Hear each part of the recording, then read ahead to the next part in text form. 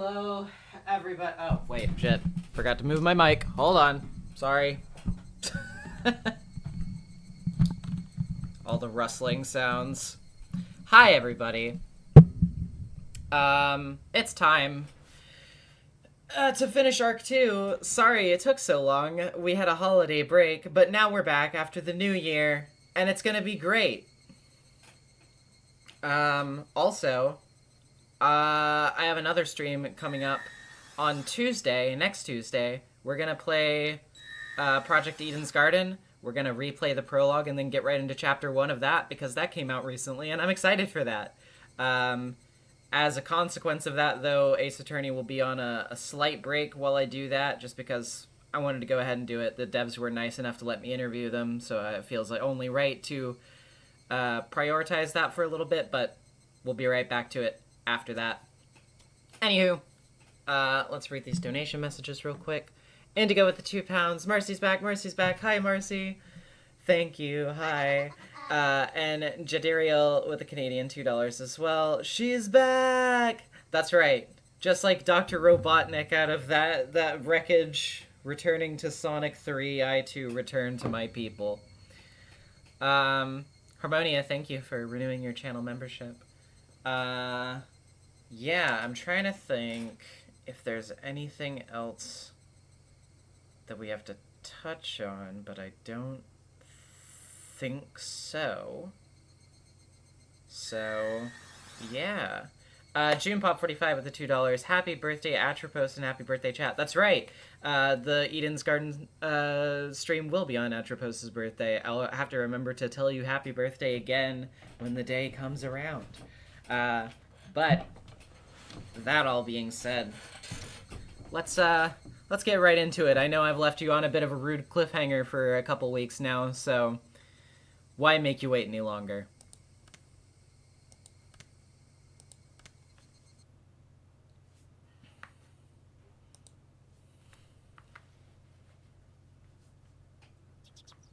Keiichi?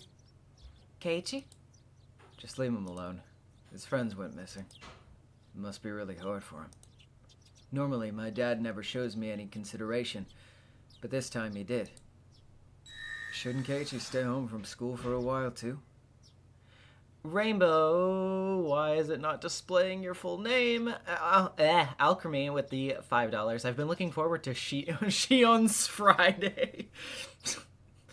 Good one. I think it'd be safer not to go until the police do something about this. Maybe. Compared to what could happen, taking a few days off wouldn't be a bad idea. Anyway, how's it logical not to close school during such a dangerous situation? What do those teachers think our children are? Mom and Dad were getting pretty riled up, but at this point, I couldn't care less. Besides, that wasn't the only thing I couldn't care less about. The breakfast table, the food in front of me, the time and date myself, I really had no interest in anything. This feeling, it was like a dead fog in my mind. It felt like getting dizzy after taking strong medication. Keiichi, how are your studies going? You've gone further than the other kids, haven't you?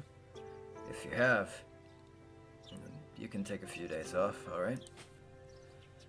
I didn't even feel like answering. Today was Thursday. Only 4 days had passed since the Watanagashi Festival. Radko with the $10. We are so back. Happy New Year and happy Higurashi stream. Had to remember stupid passwords, so this is being sent late. Well, I appreciate it anyway. Thank you. Such a short time. And yet now things were completely different. Everything had changed. The tranquil village, bright and clear as if it were an Indian summer, had undergone a total reversal. People were made to disappear every night, and we couldn't even relax when walking out in broad daylight. The village had become a world of fear. I had no right to curse this outcome. After all, the one responsible for everything was me. That night, I couldn't resist my honestly tiny, little, and incredibly stupid curiosity and broke the taboo. This isn't somewhere we should be going, is it? Let's not. It's a crime to force your way into a locked building, even if you don't steal anything. Shion, now that you know they weren't having some secret rendezvous, you should have had enough, right? I don't want to do something like this. What if Rika-chan's dance ends while we're messing around out here? I prattled on as I took the lock from Tomitake-san's hands and put it back on the door. I'll forget everything I saw here, so come on. Let's go. Let's go. Takano-san was fretting, but I pushed her away. Tomitake-san grinned painfully. Shion's shoulders dropped as if to call me an idiot. Even so, I didn't care. I pushed everyone farther and farther away. Rika-chan's dance was still going on. Then, at last, her dance was brought to a close with a roaring applause. I, too, until my hands turned red. I clapped. And I clapped.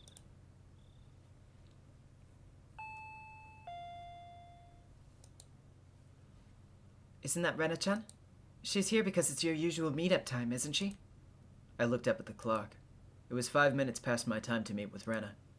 Keiichi, shouldn't you take a few days off from school? You're right. Thanks for being so considerate. I rose from my seat. I went to the entrance to greet Rena. Good morning. We're going to school as a group starting today, so you can't be late. Ah, that's right. If we, the ones farthest away, were to be late, the younger kids on the way there would be waiting for us. I think I'm gonna take some time off. From school. Okay. Rena answered shortly, nodding. I think you should do whatever's best for you, Keiichi-kun. So you don't need to feel that you're weak or anything. Oh, and here. It's a notice they're sending around. Could you give it to your mom? I think it has a lot of important announcements in it. I took the notice. There were a lot more pages than normal. The one on top announced the disappearance of the mayor, Rika-chan, and Satoko, and that they wanted any information about them. It made my heart ache. The police are looking as best as they can, too. They'll find them, for sure. Just be patient, okay? Rena said, smiling in an attempt to give me courage. Rather than that, though, her smile looked like it was because she herself wanted to believe they were safe. Rena, you're not going to question me? Nope. Rena, you know, don't you? About that night, what I... Do you mean when you snuck into the ritual storehouse?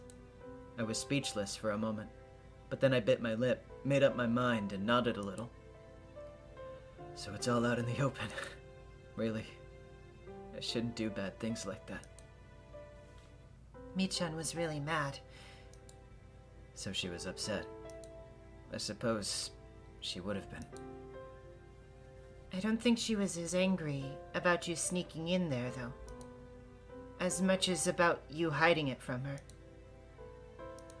Maybe, Keiichi-kun, maybe you should have told her yourself and apologized. I should have told her myself and apologized. That troubled me.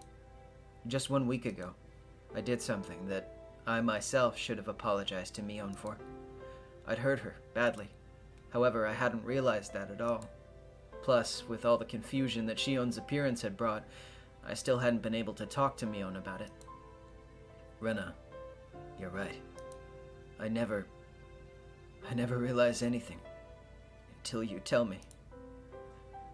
Keiichi-kun, hypothetically, if you had admitted you'd done something wrong right away and apologized to Mi-chan, I wonder if Rika-chan and Satoko-chan wouldn't have had to disappear.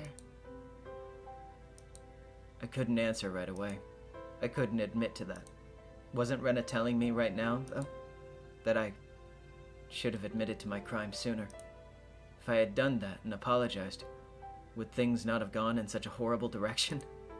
Rena's eyes were filled with kindness, but they weren't naive enough to forgive me for keeping silent, and they stared fixedly into my own. Yeah, you're right. If I had admitted my crime sooner, then Rika-chan and Satoko wouldn't have had to die or disappear. Smack. The palm of Rena's hand slapped me in the cheek. I stood there unmoving, my head still tilted in the direction I'd been hit. It didn't hurt at all. I don't think that anyone has scolded you, Keiichi-kun. so I'll scold you in their place, okay? I pressed a hand to my cheek, now warm with embarrassment, and quietly stared down at Rena's feet. Going somewhere you're not allowed to go is a very bad thing to do. Do you understand that? Mm-hmm. Answer me with a yes. Keiichi-kun. Yes. Also, what's even worse, you didn't admit to having done something so bad. You should never do anything bad in the first place, but not admitting to it or apologizing for it is much, much worse. Yes. I was wrong. For a few moments, Rena stared at me silently and intently, as if gauging my remorse. Then, finally, the tension in her face softened, and she smiled. Okay then. It's about time. I should be going. All right. Be sure to give the notice to your mom, okay? Also warn her not to go out to pass it on after it gets dark. I bent down to pick up the notice, which I dropped when she slapped me. The pages had come out of the clasp and were now making a mess on the floor. I gathered them up one by one. My hand stopped at a single, more light-hearted page, with peaceful sentences dancing on it. We still have plenty of homemade soy sauce in stock. Feel free to come to the Sonozaki house if you want some. What is this? I picked up the page and scanned the rest of it. They were stockpiling high-quality soy sauce they got from faraway relatives in the Akita prefecture. They had gotten a big shipment recently. Heartwolf with the $10. Happy Nipa year. It's almost. It's almost close to New Year, I guess. They couldn't use it all, so they wanted anyone who wanted some of it to feel free to come over, is what it said. As a PS, it said it arrived in barrels, and to please bring a 2-liter bottle or other container for it. That's how it tied together. If you need some soy sauce, then you would go to the Sonozaki house. Rena, did you know all along?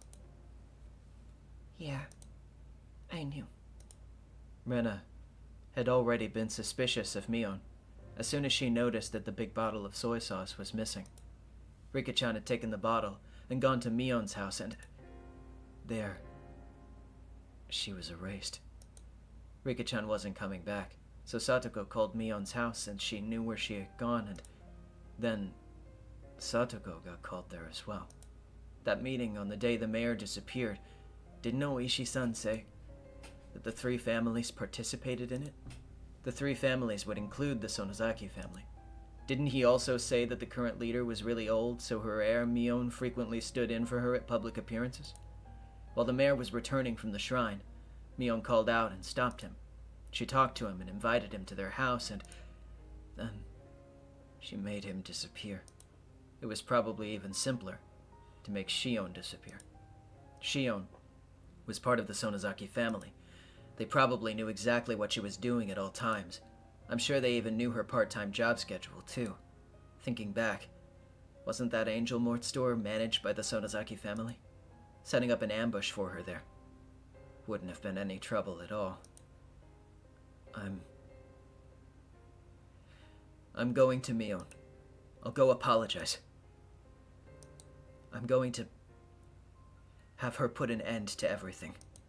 Mion probably won't forgive me easily, but I'll go and ask her not to sacrifice anyone else. With that decided, there was no need for me to be lazing around here. I put on my shoes and slipped past Rena to exit the house. When she stopped me. I'm going too. Rena, shouldn't you go to school? This is way more important than school. Rena, you shouldn't come. If you get wrapped up in this too, then I think I might actually go crazy. Rena didn't move her arm, which was blocking my way. If Keiichi-kun disappeared as well, then I think I might actually go crazy too. So I won't let you go alone. Rena argued boldly as tears welled up in her eyes. I saw them and I knew the strength of her resolve. All right, let's go. Thank you, Rena. Rena nodded slightly, but firmly, and finally let down the arm blocking me. Let's go. To Mion's house. I'll apologize for the crimes I've committed. Then we'll put an end to these twisted days. After that, I'll pray that once more we can return to those fun, lively days. With Rena following me, I left the house. In front of the house, there was a car waiting. It was Oishi-san. Hey, good morning, my bro-san. To you too, Ryugu-san. Together so early in the morning? You make me jealous. What a truly praiseworthy man he was. If he had been lying in wait so early in the morning just to pressure me into talking. On this morning, though, maybe this was actually a good opportunity. You're from the police. Oh, have I not introduced myself to you, Ryugu-san? Please, excuse my rudeness. My name's Oishi from the Okinomiya Police Department. Pleased to meet you. Are we telling Oishi-san? Yeah. I think my palm's enough punishment for your crime, Keiichi-kun, but we should leave Mii-chan's to these people. Pain and sadness. I looked down as those emotions built up in my heart. We have something to tell you, Oishi-san. Well now, what about? Should we stand here and talk or go inside the car? In the car, please. I only continued to look down weakly. All I could do was be thankful for how dependable Rena was.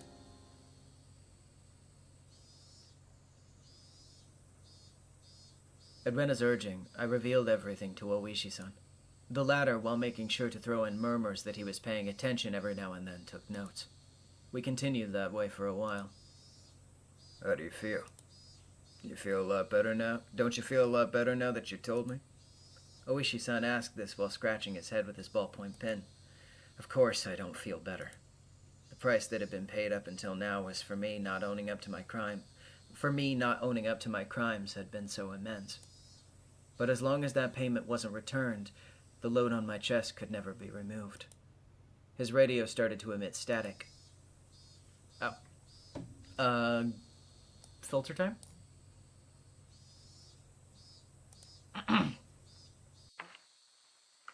This is Kumagai.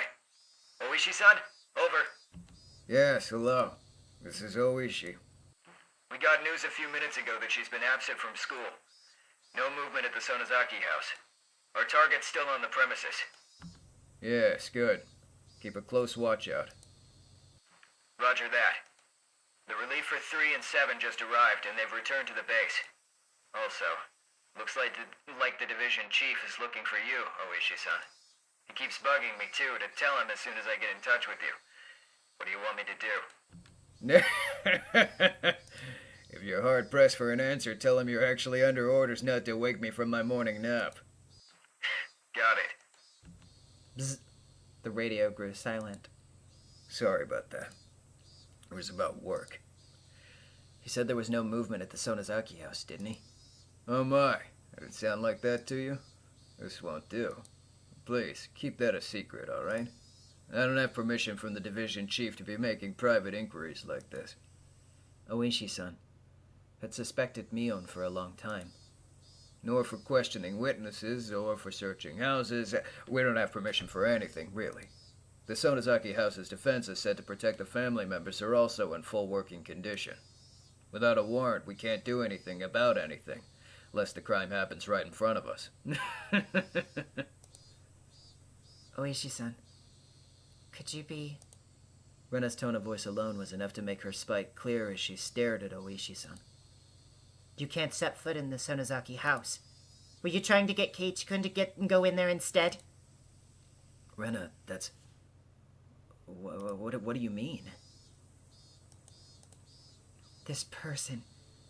Just as I thought, he plays really dirty. Stop, you're hurting my reputation. That said, I'm all ears to your explanation, okay?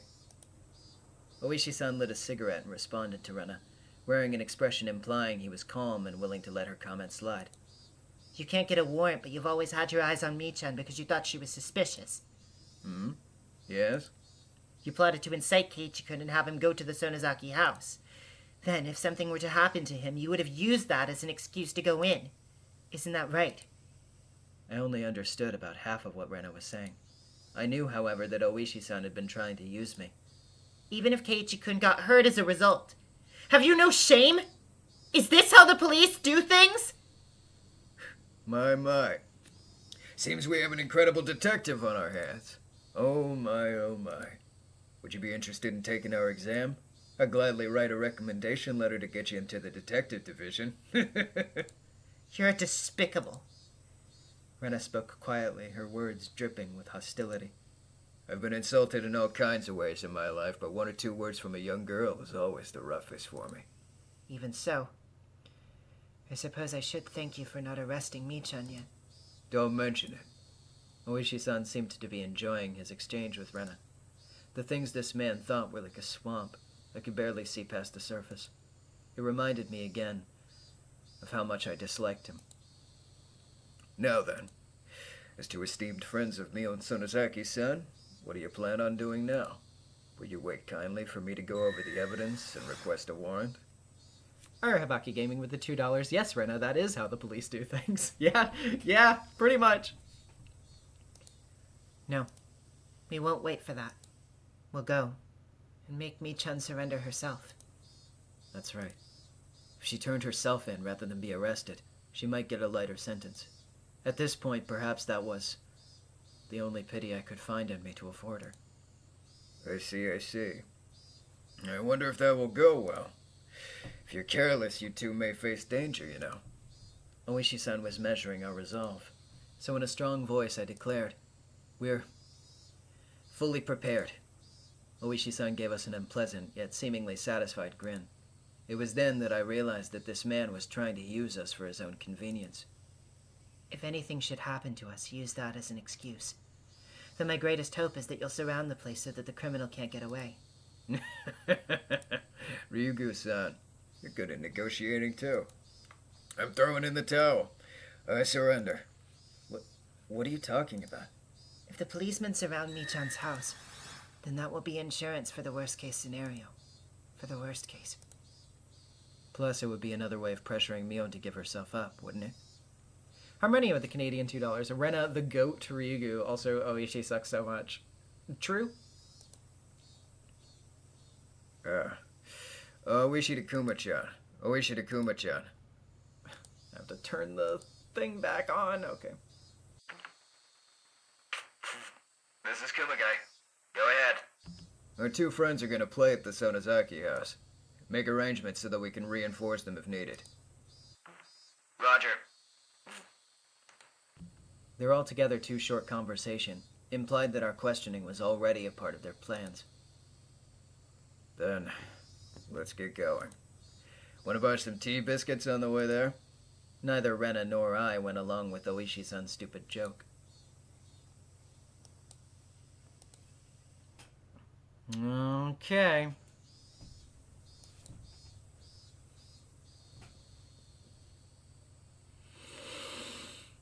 Oh boy, we're going to the house. Oishi stopped the car at the place where we always waited for Mion.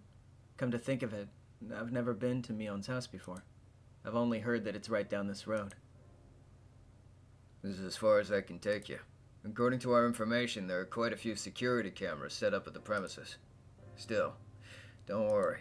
Got a bunch of youngsters ready and waiting to slip past them and go in. We'll be monitoring the inside with a one-way mic, so if you two give a loud scream, we'll know right away. We'll persuade her for sure. So please be ready for her to turn herself in. In both our eyes, with determination. It was the only method available to us for lightening the sins of our good friend. Be plenty careful, you hear? You probably don't believe it right now, but I don't want you two being sacrificed if at all possible. You're right about that. With that rude response, we left the car.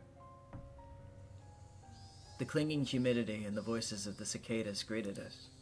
I'd never have expected this would be happening today. Let's go. Keiichi-kun. Rena took the lead and began to walk. Down the road I've never been. Rena, You've been to Mion's house before, right? Yeah, a few times.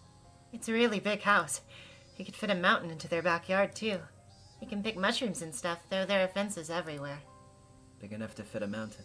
That was amazing. One of the 3 families controlling Hinamizawa, and the head family of the Sonozaki clan. Perhaps there was something to be said about its magnitude. The path continued onward, level and uneventful. There were metal fences all along its edges, and beyond them were woods with trees growing thickly.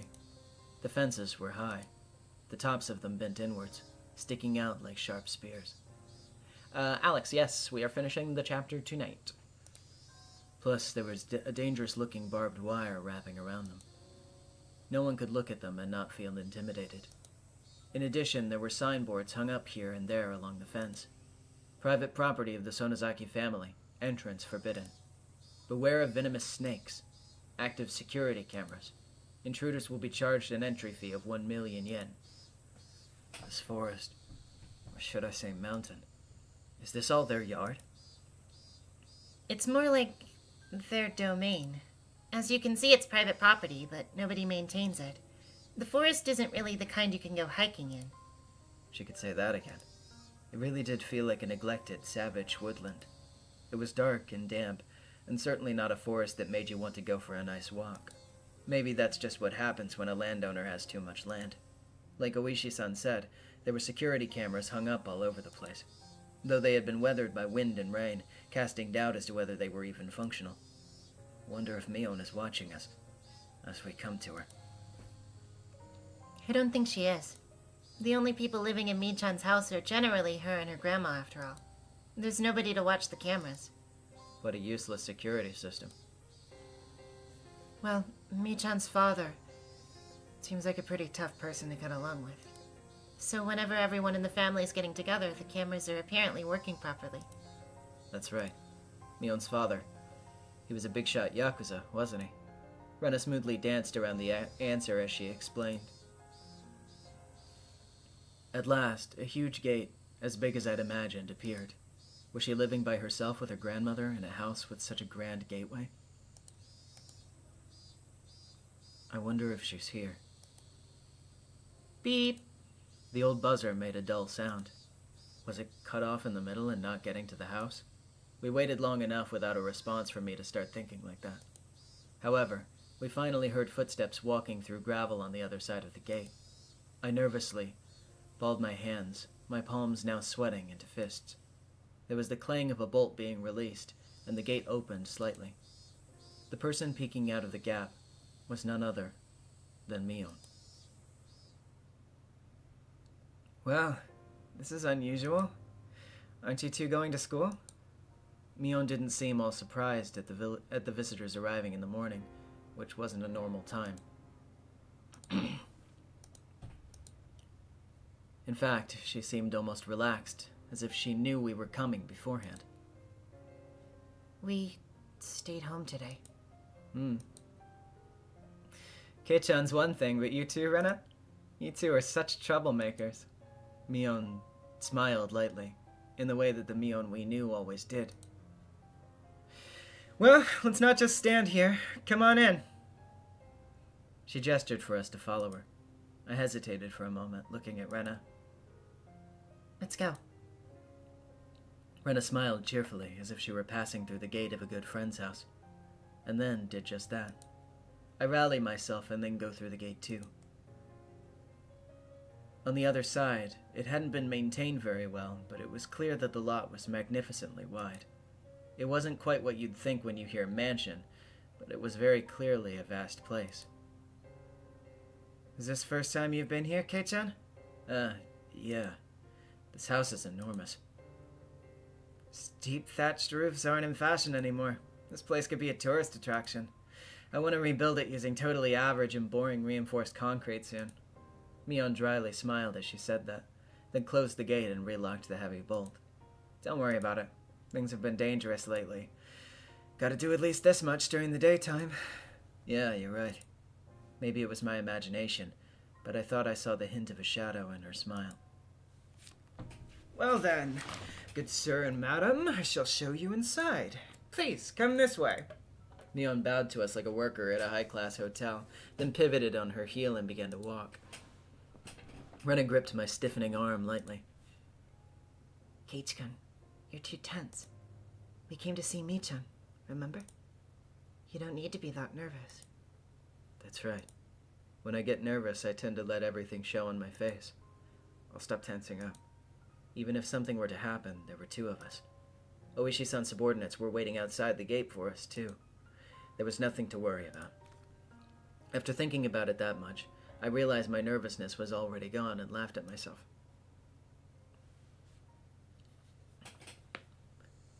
What's this? Mion, what's with the stone on top of the newspapers? It's in the way. There was a pile of newspapers on the floor of the entrance, and there was a large rock on top of them. I didn't understand why something like that was here. Rena noticed me looking at it questioningly and giggled. Rena, do you know? What is this? Some kind of good luck charm? If you don't really know, then feel free to move it out of the way and put your shoes there. Keiichi-kun, there's a nest of swallows right above that stone. Oh, you're right. This house is for people, but swallows still come in without permission and make nests. Must be like a tradition for them. Whenever spring comes, they always make a nest here. It's kind of annoying, though. In other words, it's a sign not to take your shoes off here, because swallow poop could end up in them. I couldn't help but laugh at the silly contrivance. My laughter naturally spread to the other two. A really long time ago, the Sonozaki family apparently cultivated silkworms. Our ancestors would get all worked up over exterminating the swallows. When you think of it that way, maybe this is our just desserts. Anyway, come on in.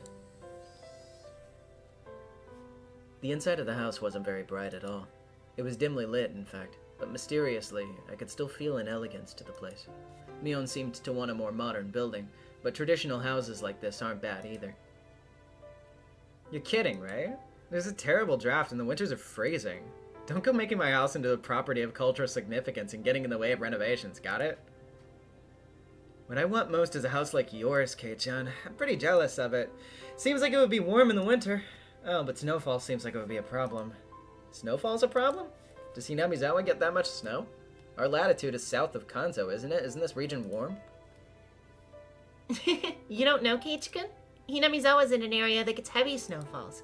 When we get a lot, everyone gets buried. Sometimes you can't even get out of your house. Sometimes your car gets totally buried too and you can't find where it is. I was not aware of that. Hinamizawa, was that bad of a place in the winter? Come to think of it, my dad. He said something like, this place got plenty of snow so we could have fun building igloos. Still, your front door getting buried? Not being able to find your car? That's way too much snow! You remember from geography class, right? The western side of Japan gets cold winds from Asia. We're different from those softies protected by the mountains, nice and warm by the Pacific Ocean. I'm totally okay with being a softie, nice and warm. I hate the cold. We'll have to have a training camp to get Kei-chan used to the cold this winter then. No way, no way, there's no way that's happening. I hate the cold and I hate training camps too, and I hate them even more put together. Mion laughed more uproariously than she ever had, then told us she'd bring out some tea and left her seat for the moment. Still, there's a lot of fun things to do in the winter. I bet our club will be a blast then. Our club continuing activities through the winter sounds totally horrible. Like swimming in the cold or marching in the snow. When did we turn into Mount Redhorn? Yeah, there are definitely a lot of tough punishment games for the winter season. One time she made us have a Rio Carnival in the schoolyard while snow was falling. I see the terror of our club cared not for the season. The victor would be decided by who could best adapt to the winter-only events. We do snowball fights and shaved ice eating contests and treasure hunts in the snow. Wait, why is everything outside? Why can't we play tabletop games in a nice warm room while it's snowing? Well, Keiichi-kun, if you're saying things like that, then you're gonna lose a lot this winter. We'll have lots of punishment games and Rena won't lose. Oh! Don't give me that how! I settled things with a cross chop to the head. You sure are having fun? Our walls aren't very thick, so be careful not to go flying through any, okay? The paper sliding door opened, and Mion returned with a pot and complete tea set. Do you want some sesame senbei to go with that? Sorry we don't have much in the way of bean paste or other good stuff. It's okay, it's okay. We didn't really come here to drink tea anyway. And with those words, the smile disappeared from Rena's face. She did it. That one careless statement reminded us of what we'd nearly been able to forget. I'd wanted to enjoy this peaceful time for a little longer, but we put an end to that with those honestly careless words. When she noticed the smile disappear from Rena's expression, Mion too changed hers. It was as if the cheerful air that was like a warm spring day until a moment ago had slipped through the cracks in the paper door and altogether disappeared. There was no point in regretting it now. We did not come here today to chat and enjoy ourselves. Hi, Ruben. Thanks for joining the chat. I've actually, just in case you didn't know, since you're coming in, I have read Higurashi before multiple times, but I'm here to share the experience with everybody else and hopefully provide some fun voice acting stuff along the way. Just for kicks. But yeah, enjoy your stay. Mion silently poured the tea. During that time, both Rena and I sat kneeling without uttering a word. Here you are. Drink up. We couldn't even mutter a word of acknowledgement at those natural words of courtesy. There's no poison in it or anything. Do you just trust me that much? That's upsetting. Mion gave a bitter smile at that and let her shoulders droop.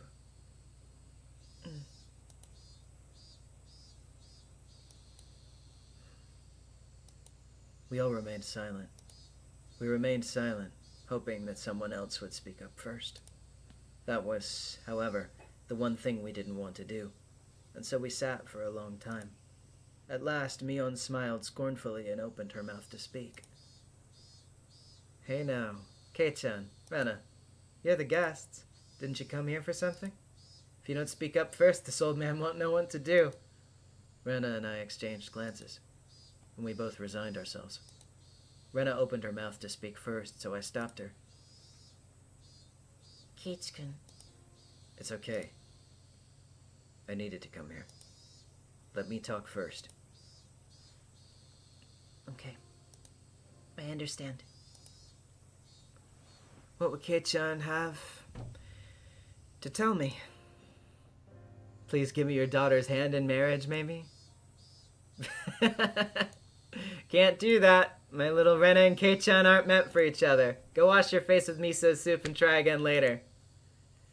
Afterwards, I thought her mean remarks were Mion's own way of showing consideration. Mion had said those mean things in a totally normal voice, and it drained the tension from my shoulders. Mion, first, I have something to apologize for. You do? What for? Mion pretended that she didn't know what I was talking about, but I'd clearly gotten my point across. Well, on the night of Watanagashi, the, ritual storehouse behind the shrine, I went in there. I could see Mion's expression immediately become harder. I knew it was somewhere I wasn't supposed to go, but it was just supposed to be a little bit of exploration.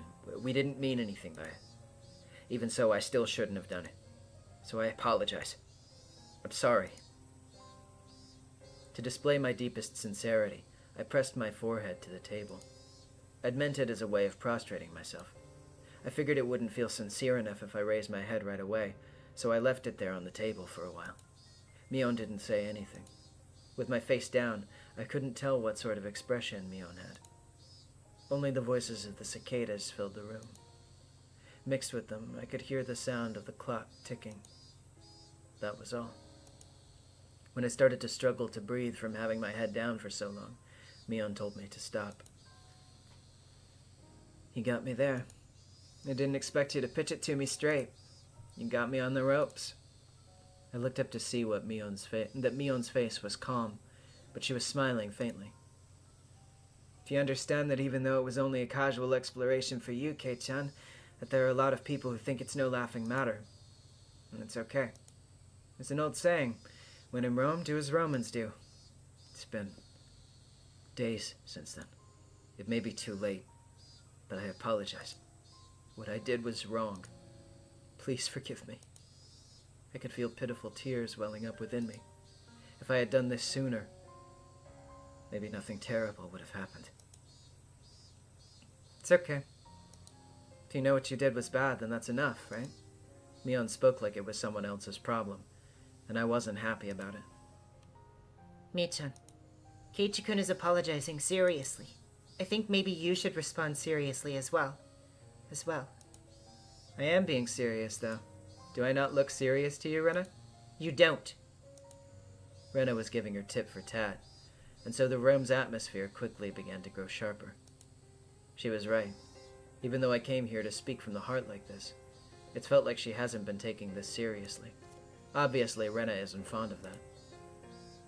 Keiichi-kun, you can get up now. Let's tell her everything. That looks like what Mii-chan wants to. I had known it would turn out like this from the beginning. Hadn't I come here prepared for that? I mustered my willpower and bit my lip. Mion,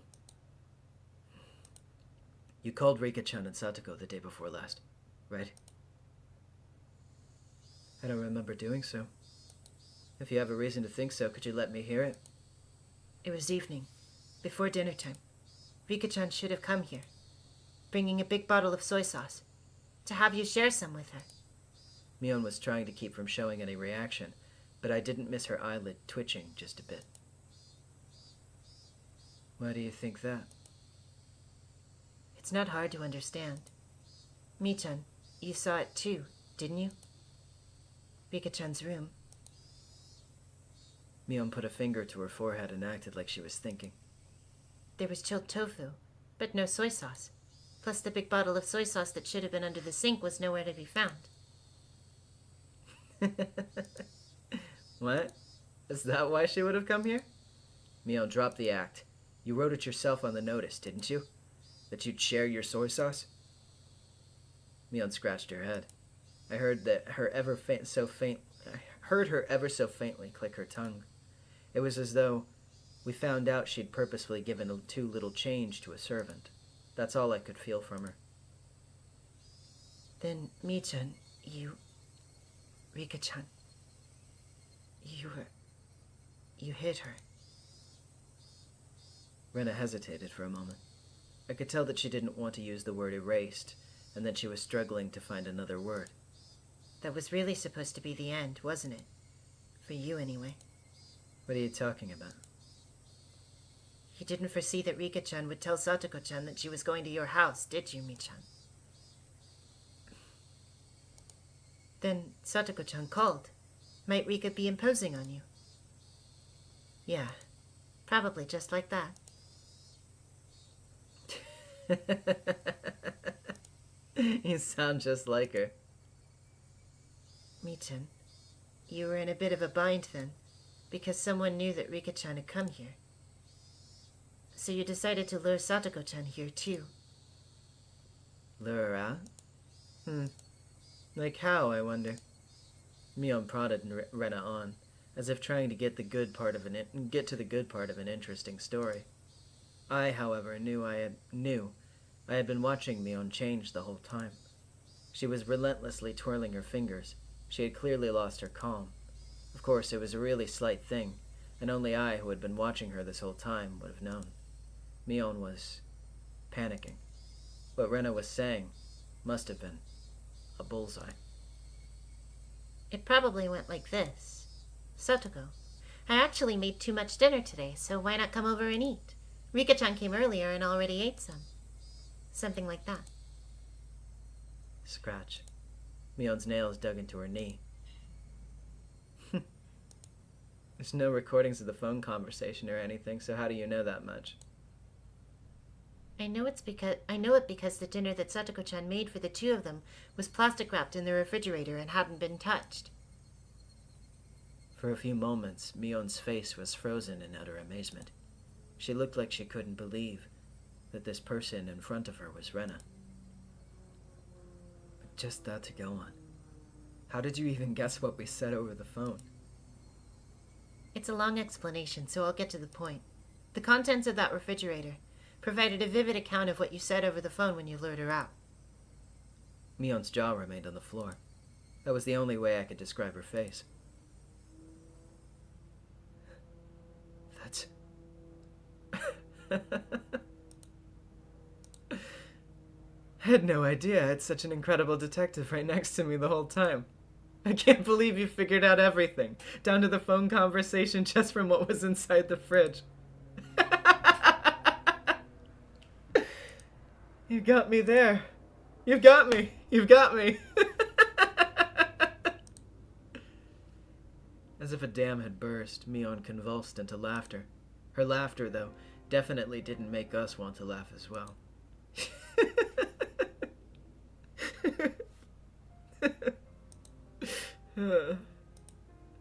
Mion grew tired of her dumb laughter, heaved a big sigh, and scratched her head. It almost seemed like Mion had lost a detective punishment game for the club or something, and her punishment had been decided. Oh, how fun that would have been if it were true. An incredible detective. Michan, you're the one who guessed what Oishi-san told us. He called me an incredible detective, too. As soon as she heard Oishi-san's name, Mion's eyes began to display panic more clearly, so that anyone would be able to tell. Mion, the police have suspected you for a long time now. Oishi-san's officers have put the house under observation so that they could break in at any time. Mion attempted to feign calm, but it looked like she was having a hard time with that. Part of her couldn't believe that the police had her surrounded, and she closely examined Rena's facial expression. However, she couldn't detect a hint of falsehood. Finally, Mion seemed to accept the fact that the police were encircling the house. Was the mayor Mi-chan too? Were Tomitake-san and Takano-san? You as well? Mion didn't answer our rapid-fire questions. I could clearly see impatience in her eyes, which were still feigning calm. At last, Mion, who had been sitting there lazily, readjusted her cushion and sat herself upright. At that moment, the atmosphere in the room changed completely. Mion's expression also changed. The impatience and wonderment in her expression disappeared, and she became so solemn you would think she was about to conduct a tea ceremony. I could sense it. It was now, in this moment. Mion had ceased to be Mion, but had changed into Mion Sonozaki, the current heir to the Sonozaki house. That solemn atmosphere about her was completely abnormal, and was entirely different from that of the Mion that I knew. Now I could believe it. Now I could believe that she was the young leader who commanded the entire Sonozaki clan. Mion quietly placed both her hands on the tatami mat, and gave a beautifully elegant bow as if this really were a tea ceremony, and named herself. We meet for the first time. I'm the current heir to the Sonozaki house. My name is Mion. Mion's movements were so elegant they could cut, and we couldn't even answer her. All Rena and I could do was watch, baffled at her actions, which we could never imagine the normal her doing. I would like to welcome you to the Sonozaki main house today. I will greet you all in the place of our leader, Oryo. It seems as though you have various things you would like to ask. If I can be of any assistance, then I would like to answer, without concealing anything. What?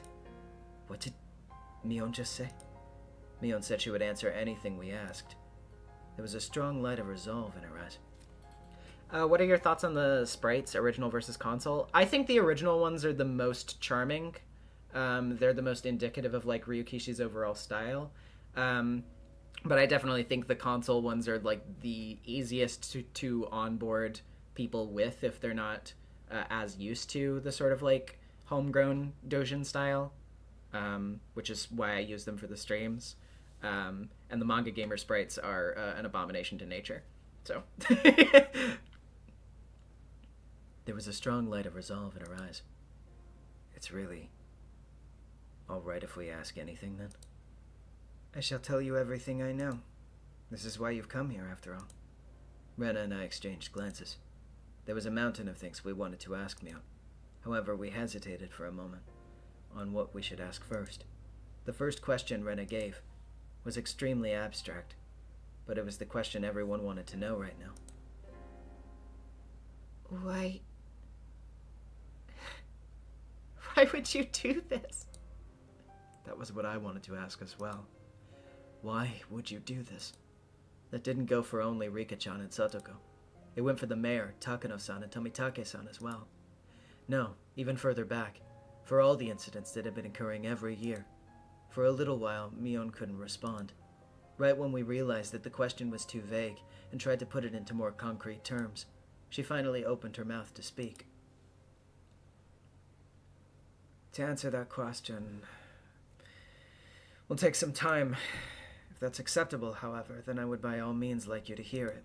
She spoke clearly. She spoke with a clarity that a grandmother might use when telling a story from a long time ago. Do you know that the Hinamizawa village used to be called Onigafuchi village? Rena nodded lightly, then shot me a glance asking me if I did.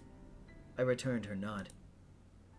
Hinamizawa was once called Onigafuchi village, yes. I heard all about it that night from Takano-san in the ritual storehouse.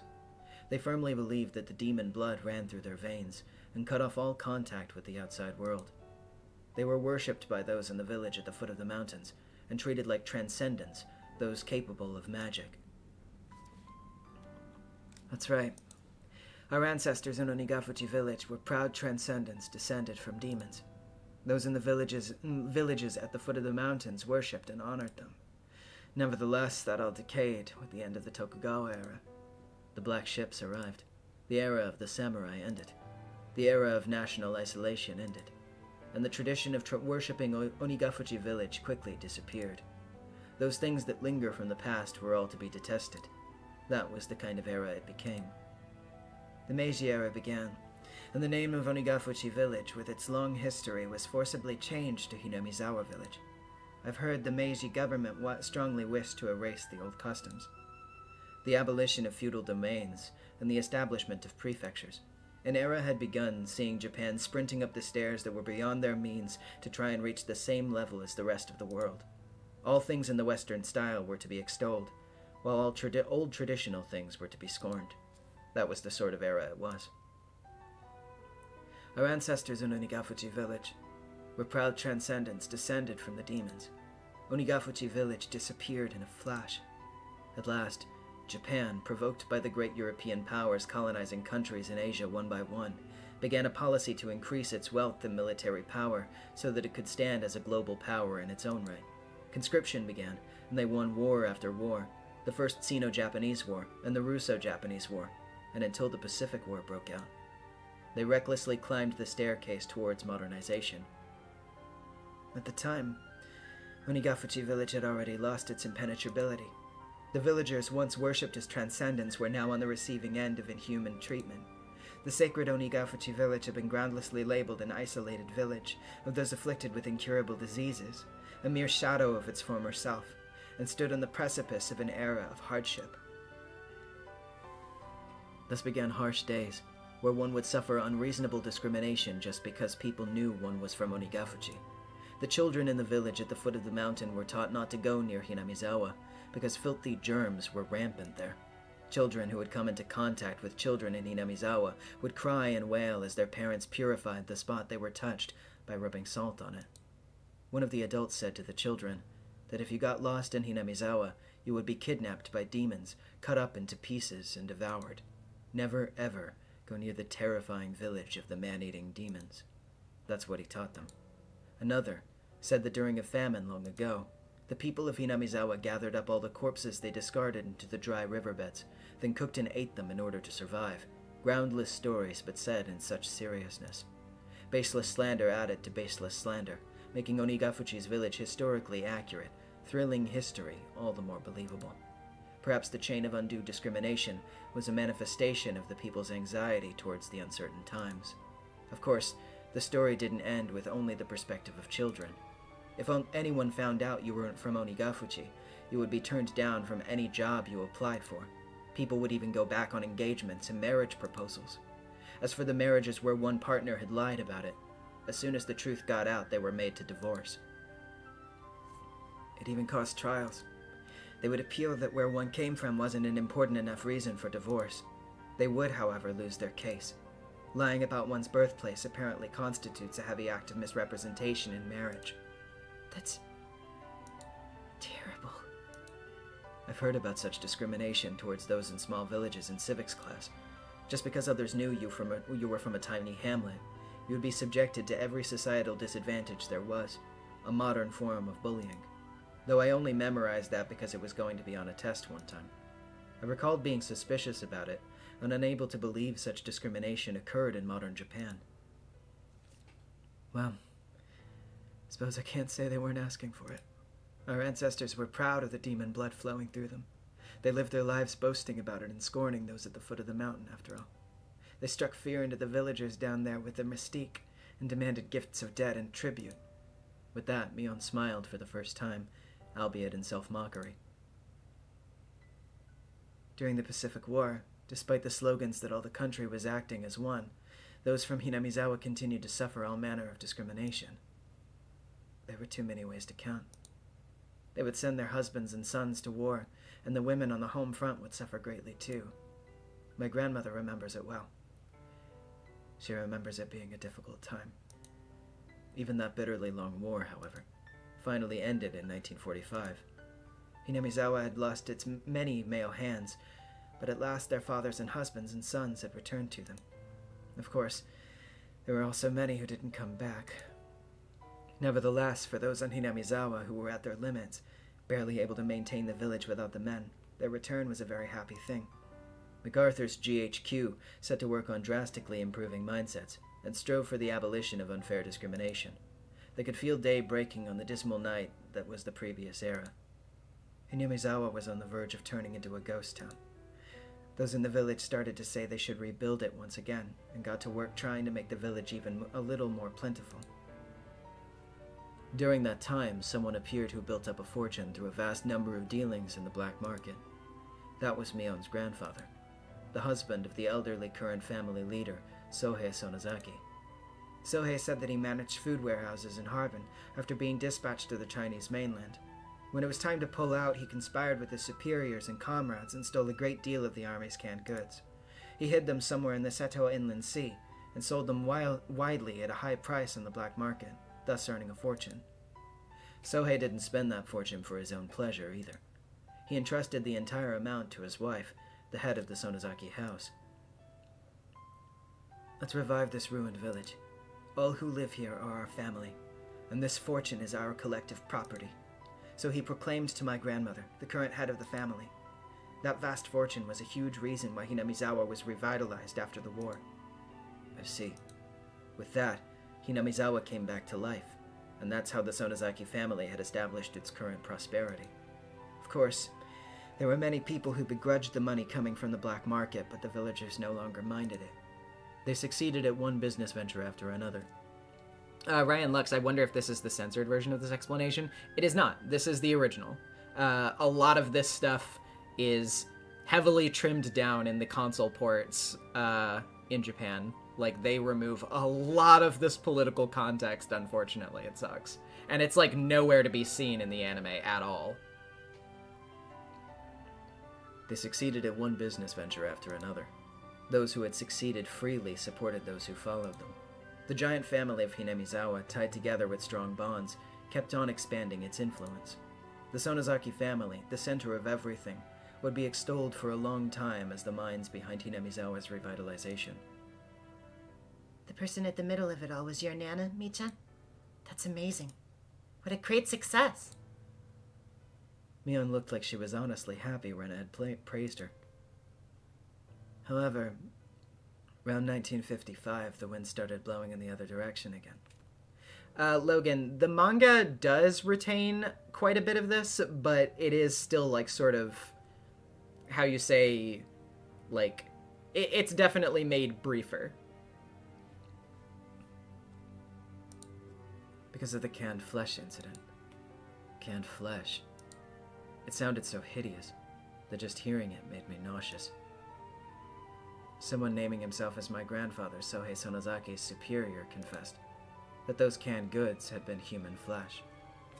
Archiver of Worlds, I don't necessarily disagree with your point, but the fact that they intentionally strip out pretty much all political elements in every part of the story reads to me less as a time-saving measure and more of the fundamentally misunderstanding part of the source material.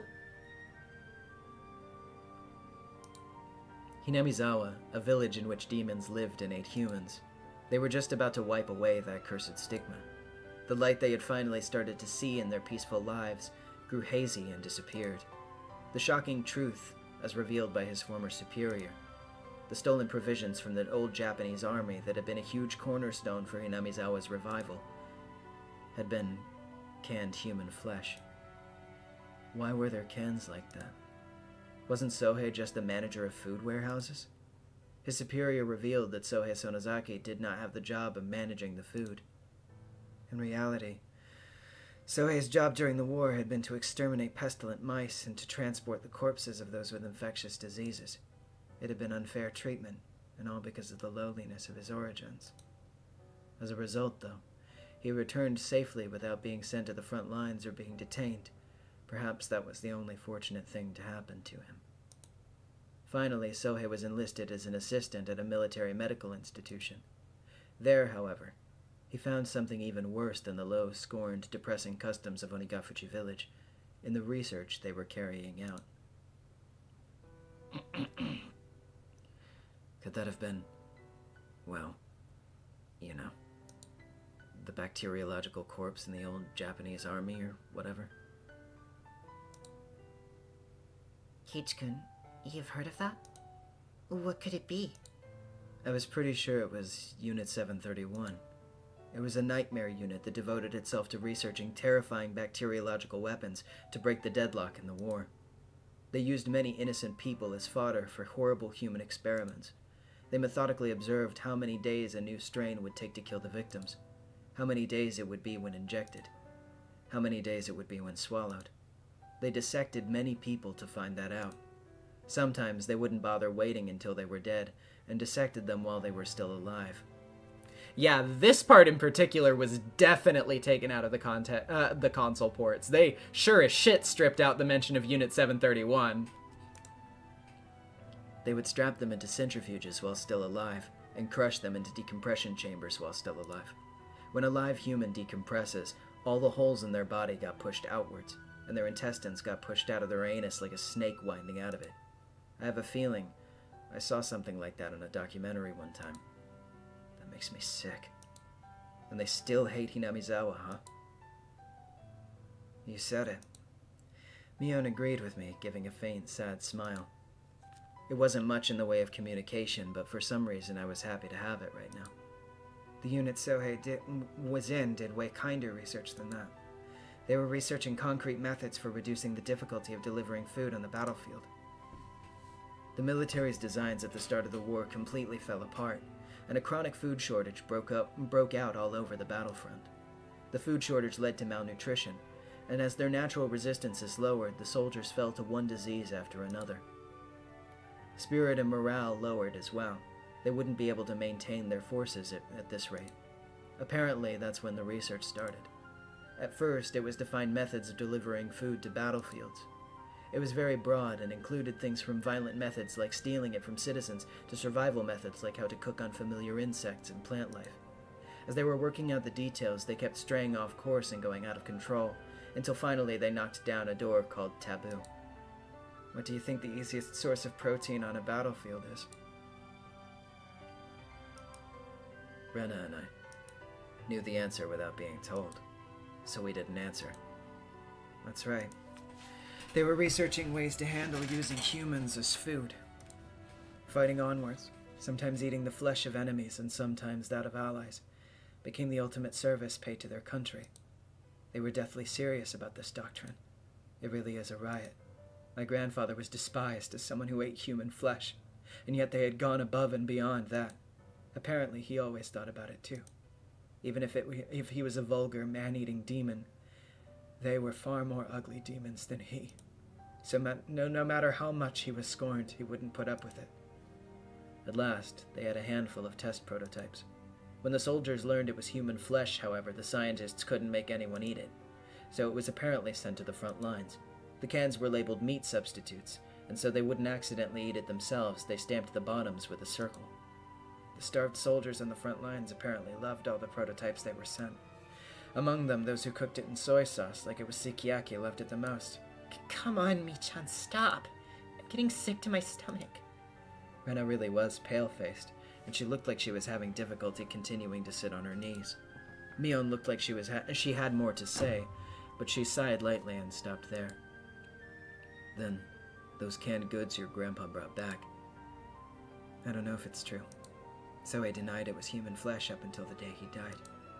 However, those who begrudged Hinamizawa's sudden revival called him a savage for making a fortune from selling human flesh, and the villagers began to be scorned again. They returned to a time where children would be jeered at and have rocks thrown at them. The stifling silence came back. What a seriously hopeless and sad story it was. They discriminated, were discriminated against, discriminated and were discriminated against. Why must they attach worth and rank to it?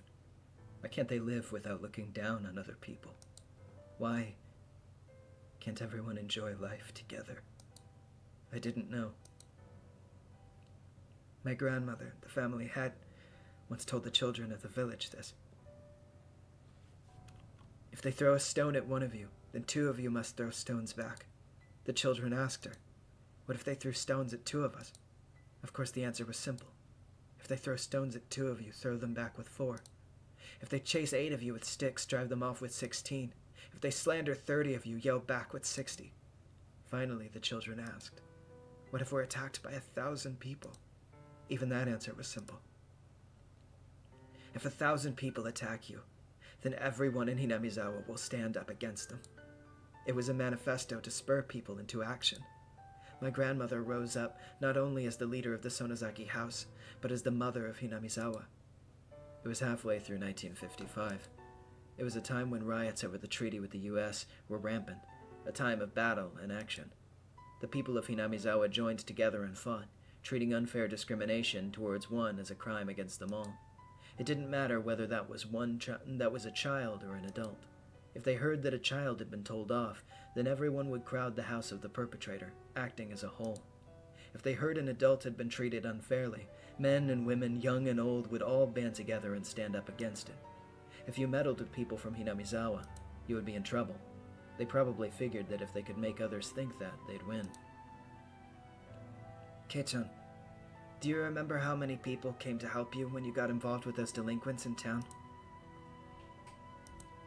I recalled how much of an impression it had left on me. That the people of Hinamizawa boldly came to my rescue, yet the people of Okinomiya averted their eyes so they wouldn't get involved. My grandmother fought, and my parents carried on the fight. At last, peace returned to Hinamizawa. Of course, that peace had been placed on a razor's edge. When you consider the previous 100 years of history, the tranquility now can only be called a chance interval, standing on uneven scales. Why? Could I really have an opinion on such a long and difficult history when I hadn't moved here more than a year ago? Yet, I said it anyway. Why can't everyone just live in peace? What happened to those old stories of Oyashiro-sama that I heard from Takano-san? Man and demon joined hands and lived together in harmony. Didn't Oyashiro-sama remain in this world to watch over that? It's a fairy tale. I mean, that even if those people and those demons were real, the Oyashiro-sama who mediated between them wasn't. Is that why Oyashiro-sama's curse happens? A cool gust of wind blows in from outside, fluttering Mion's long, beautifully clear hair. Mion kept her refreshing smile without answering, and didn't even change her expression, but even that became a silent answer. So that Hinamizawa village might once be more like Onigafuchi village, so that we may again be a sacred existence worthy of worship. That was the earnest wish of our ancestors in Onigafuchi, and the mission of those who inherit the demon in the Sonozaki main family. Those who inherit the demon? For generations, the Sonozaki family had a custom of including the character for demon in the leaders' names. If you write out my name on your hand, it should appear plain as day. I trace out the word Mion on the palm of my hand. Oh, she's right. The character for demon is there. Not only in name either. The demon is engraved on my body as well. When she said that, she quietly rose and began to lay her hand on her clothing. It's okay, Mei-chan. You don't need to show us, okay? Thank you. With just that exchange, I guessed what she meant. Most likely, somewhere on her body, there was a permanent seal, such as a tattoo or marking, that proved that she inherited the demon. Mion didn't sit back down. She smoothly opened the paper door onto the porch. A refreshing breeze began to cleanse the damp air filling the room. Mion quietly gazed out at the wide yard for quite a while. On her shoulders was something I could never imagine the normal Mion carrying. It was the heavy, truly heavy history of Hinamizawa. No, of Onigafuchi, weighing down on them. What kind of words could I possibly say to a Mion like that? Rena wasn't saying anything to her either. Only the voices of the cicadas drowned out the silence. At last, after a long period of nothing, Mion murmured, "The serial incidents happening over the past 5 years. I was directly related to some of them, and indirectly to others. Some were not the Sonozaki family, but were rather related to the others, the Kimiyoshi family and the Furude family. I think I was at the center of all of them." She said it all without turning around, with her back to us. At some point, her tone of voice had gone back to being the Mion we knew. Not to pull myself off the reading for too long, but what Galehound just said in the chat, definitely true. I can't bring up more specific examples of why I think that this is true because they're later in the series and I don't want to spoil anything for people in the chat, but yeah, I definitely think that Ryukishi makes a point of talking, or at least alluding to that subject as well. I have faith in what I've done, and don't feel any guilt. If I did, perhaps it would be that I'll have to leave the stage before the heir is decided. If I'm caught and tried in a court of law, then I suppose that's how it works nowadays. Being able to retire with Hinamizawa at the most peaceful it's been in 100 years could be the happiest thing that's ever happened to any of the Sonozaki leaders of past generations. Mion leaned a shoulder against the paper door, then slid down it and flopped on the floor. On the ground. It was an act of such resignation that just seeing it made me hurt inside. The numerous terrible crimes Mion had been a part of suddenly began to fade from my mind. Hey, Mion. I don't care what happens after this. Can't you just try and struggle as much as you can? Try to run away? As soon as I began to think that way, Rena's ringing voice filled the room. But, Rika-chan and Satoko-chan, you killed them, didn't you, Mi-chan? The sharp points of her words stabbed into my chest, despite not being directed at me. I'm not trying to say that it's okay if you killed other people. Regardless, Mi-chan, you killed Rika-chan and Satoko-chan. Rena's words were more biting than any I had ever heard. Even now that we knew all of the heavy history pressing down on Mion's shoulders, she had criticized her for killing our friends. Just as I bear the duty of the Sonozaki family, Rika-chan bore the duty of the Furude family. That duty was to protect the ritual storehouse. My chest tightened. I learned around last year that Rika-chan had said something about it. The bars on the storehouse door were too heavy for her. She wanted to change them to a simpler lock and key. Even the priest before her had complained about it being heavy. He was very aware of how hard it was for Rika-chan. I'll make sure to guard it, so I want to replace the lock with something lighter. I replied on the behalf of the Sonozaki family leader. Ever since the string of freak death incidents, there seemed to be people who were insolent towards Oyashiro-sama, so you shouldn't replace the lock with a simpler one. That said, the leader of the Kimiyoshi family, Old Man Kimiyoshi, he... If it's that difficult for you, Rika-chan, then I think it's okay to replace the lock, he said. The very fact that it was locked with a key was an indication of it being somewhere you mustn't enter. There's nobody bad enough to break through it and go inside, he said. Even if we were alike as leaders, I couldn't find it in me to argue with Old Man Kimiyoshi since I owed him so much. In the end, we decided to change out the lock on the storehouse and switched it to a really cheap and light padlock. Old man, is this really all right? Nana says that if it's possible, we should keep the lock the same. It'll be all right. You're quite the worrywart. If something happens, this old man will take all the responsibility. Do you promise? You mean that you'll take responsibility as the leader of the Kimiyoshi family, right? You should be well aware of how sacred the things inside really are. It's okay. There aren't any bad cats in Hinamizawa who would want to open the lock and break in. Meow meow.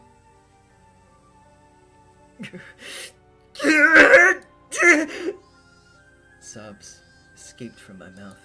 Something hot and wet dripped down in spades and fell onto the tatami mat.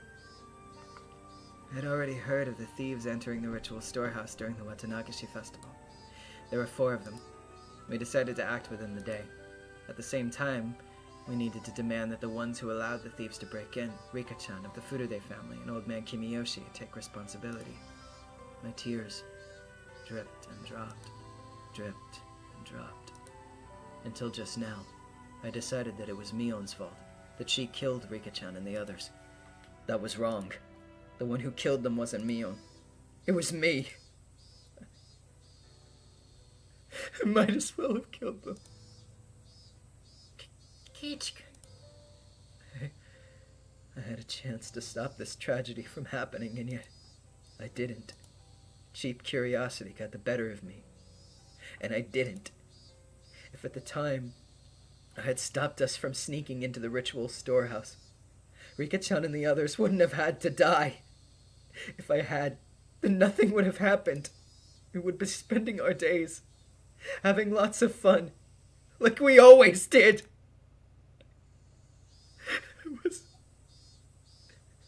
I was an idiot! If by shedding tears I could take it all back, then I would have filled up the room with them.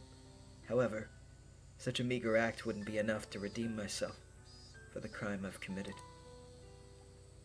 Kei-chan, you're not at fault. Mion gently began to speak to me, as if trying to reason with me. As the leader of the Sonozaki family, I needed to act. But given the history of the Sonozaki family, thinking about it now, it's no big deal. Maybe I should have saved my friends, even if it meant casting all of that aside. I yielded to it, and that's why I killed those 2. I, Mion Sonozaki, and nobody else killed them.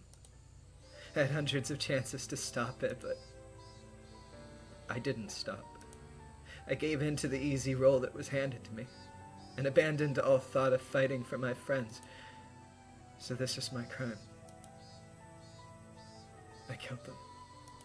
Mion Sonozaki, with these hands, killed them, and nothing whatsoever changed. Nothing!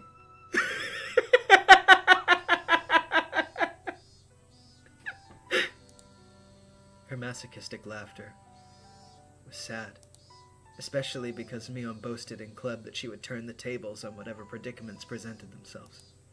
It was so painful. Still, Mi-chan, you saved one person of your own volition.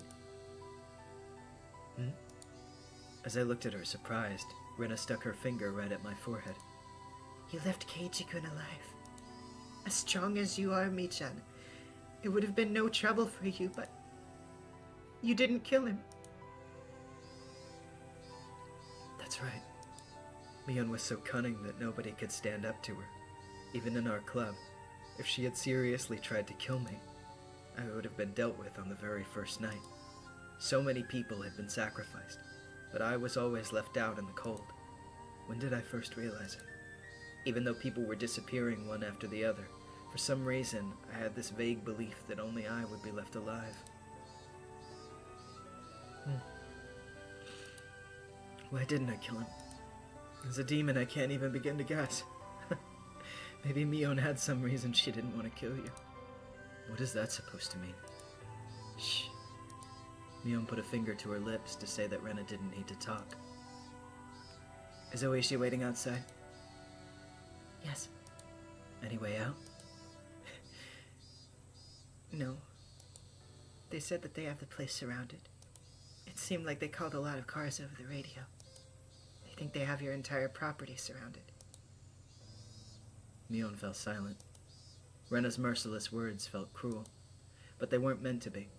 Maybe they were trying to lessen her good friend's pain, if only by a little. Maybe they were considerate, like she was trying to help. Please, turn yourself in. Mion didn't open her mouth, but she smiled just a little. We'll go with you. We'll never leave a friend by herself. Crying children and Rena are the only things I can't beat. She rose, scratching her head. Her face had returned entirely to that of the usual Mion. I'm well aware of how serious my own crimes are. Even if they accept me turning myself in, I'll probably never be able to come back here. I couldn't say anything. The number of deaths Mion was involved in was just too large. So much so that maybe recommending that she turn herself in was in a way extremely cruel. So, I'd like you to hear one last selfish request. What is it? 30 minutes is fine. Just let me have some alone time with Kei-chan.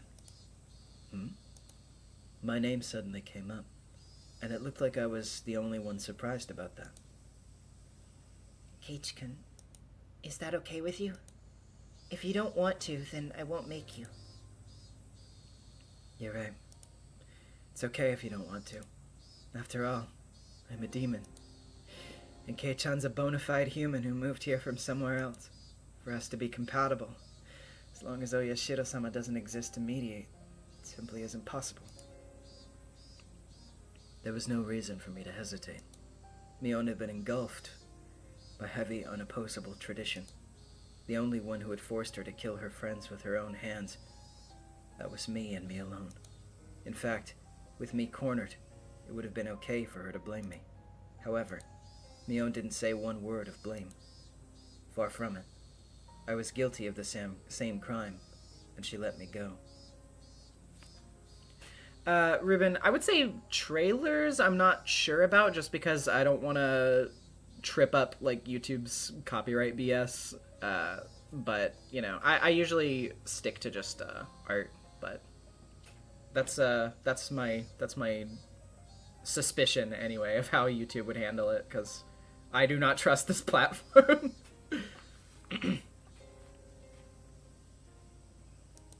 Amidst the fate that she could not oppose, she saved me alone. I didn't know whether I should be thankful for that. Thinking upon it now, I didn't know how much easier it would be if I were to be granted the same punishment as Rika-chan and the others.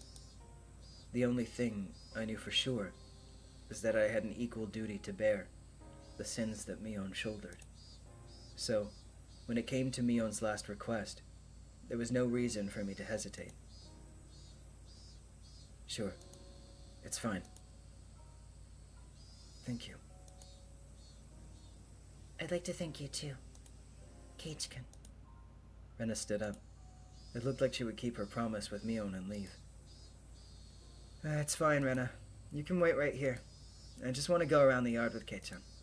If you're bored, you can go to my room. You can read any manga you like. And if there are any volumes you like, you might as well take them. I don't want to. Mi-chan's books belong to Mi-chan. Rena couldn't bring them back home with her so freely. You're such a good kid. Only at times like this. Mion took Rena's head and rubbed it violently like I always did. Okay. Let's go, Kei-chan. I began to walk after Mion, who headed for the hallway, when Rena silently stopped me. Take care of Mi-chan. Yeah. Mi-chan really does believe she won't ever be able to come back. I didn't know much about laws, but with as many deaths as she'd been involved in, the chances of her escaping a heavy punishment seemed non-existent. Watch out that she doesn't do anything rash, okay? Mion might not surrender herself to justice, but instead choose to put an end to things herself. Rena had already thought that far ahead. Right. I won't let that happen. Rena rubbed at her tears, which had fallen without me noticing them. Okay. then go after her. I nodded and followed Mion, who had disappeared out the front door. I could clearly hear Rena sobbing from the other side of the paper door. Why was Ichan made a successor to demons? Maybe it just had to happen that way. But it's just so awful. Something hot burned down my cheeks. They were my tears. I fiercely wiped them away. This was the last of my time I could offer to Mion, so I absolutely didn't want to let her see my tears during it. Mion was already waiting outside the front door.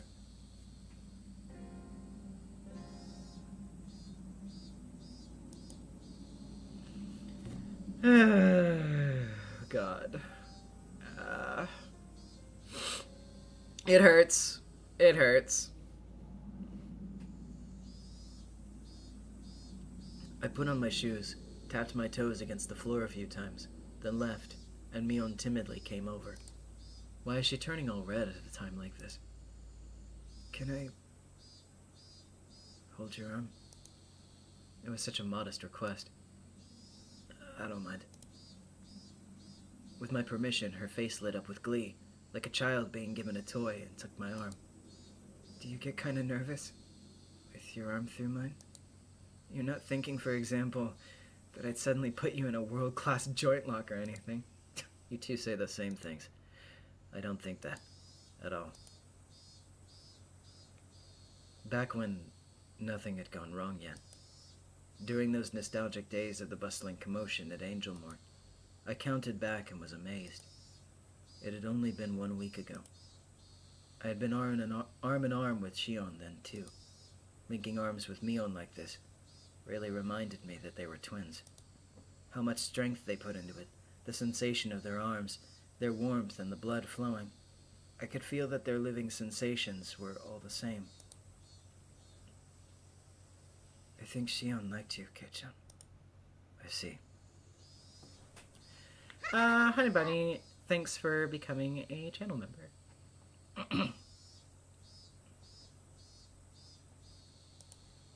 If this were a regular conversation, I might have jumped back, red in the face. Right now, though, no matter what I heard, my mind remained at peace. Mion and Shion, you got along well, didn't you? Well, I wonder. Oh, if these are the lines that I think they are, these lines drive me fucking insane. Genuinely fucking insane. Kei-chan, do you think your right hand and left hand get along? Yep. Huh? My right hand and left hand? I don't think you could describe them as getting along or not. That's how our relationship is. You can't measure it by the scale of how well we get along. That didn't sound like it meant they got along really well. For example, one of your hands is dominant, so there will always be a better hand. If you only had one oven mitt, you would put it on your dominant hand without thinking, right? I think maybe it was like that for us.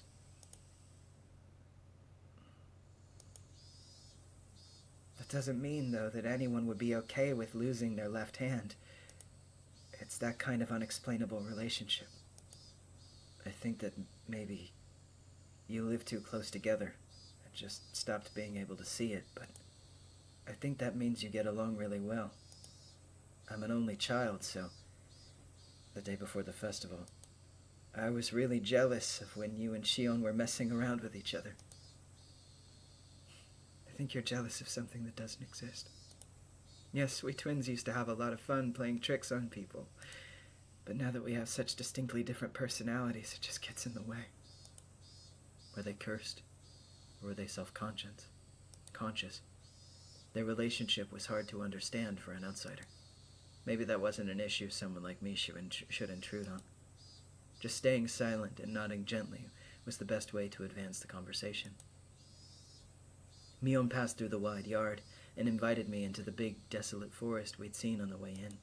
Such a big forest was part of their property, so I couldn't help but feel small. It's huge. You must have had a great time playing in it as kids, huh? Mion seemed to be silently reminiscing. I couldn't look into her mind, but she was probably thinking back to those fun days when they played as sisters without any antagonism. Every time the wind blew, it caressed the treetops and the leaves, making a swishing, murmuring sound. Mion remained silent for a long time, thinking back on her younger sister, whom she had gotten rid of with her own hands. There was no need for me to get a word in. Just walking like this, arm in arm, was enough. Mion suddenly stopped and turned. Shion is still alive. Really? Mion took a hard look into my eyes, then nodded quietly. Yeah. I've been thinking of how to give her the most horrible death of all, so I had her locked up. I never did think of a good way to do it, though. Mion sounded as though she hated Shion, but also, deep down, she didn't completely detest her. So I took my other hand and rustled Mion's hair with it. Mion didn't only save me. She saved Shion, too. Mion may have become a demon and led many people to their deaths, but she fought against it and was able to save 2 people. As I petted Mion, she narrowed her eyes in an entranced smile and untangled her arm from mine. Then Mion quietly said, "Come with me. I want you to see all of my sins. Although, Kei-chan, it might be the worst thing you've ever seen." I could sense it. There I would probably find all of the sacrifices up until now. Looking at them would mean accepting Rika-chan and Satoko's deaths, as well as accepting that my best friend had done it. It's already happened, and it's in the past. You can choose not to look, Kei-chan. If you don't want to, then wait here. I'll personally end everything. I was taken aback by how ominous that sounded. I remembered what Rena had told me. Mion might not surrender herself to justice, but choose to put an end to things herself. I couldn't leave her on her own. Besides, I agreed to her last request, didn't I? Even if it was hard for me to accept, I'll still do it. David J. with the $5. This conversation makes me go insane. Yeah, me too. Me too. Like, I know everybody's kind of lightly clowning on Keiichi right now, like, oh, don't go with her, she confessed to murder and all this stuff, but, like, you have to understand his mindset. Like, he is fully aware of the implications going on right now. It's not that he's stupid, per se, even though he is extremely reckless, but, like, yeah, like, he knows what's going on, but he still, like, very much cares for Mion as a friend very deeply and sympathizes with her circumstances. I'm not saying that they're good, obviously, or I mean, like, saying that they are justification, obviously, but, like, Keiichi's angle here is that he feels empathetic to her circumstances despite the fact that he is aware of the danger. So, yeah, it's not that he's just being stupid. Even if it was hard for me to accept, I'll still do it. Even if I avoided looking, it was something that had already happened. It doesn't matter what I see. Yes, Mion Sonozaki is the best friend I could ever have. That won't change. It never will. The treetops softly swayed in the wind. You and Rena both. Why do you only get really cool at times like this? Normally I'd say something rude right back at her, evading the question. But today I didn't. I just answered with a smile.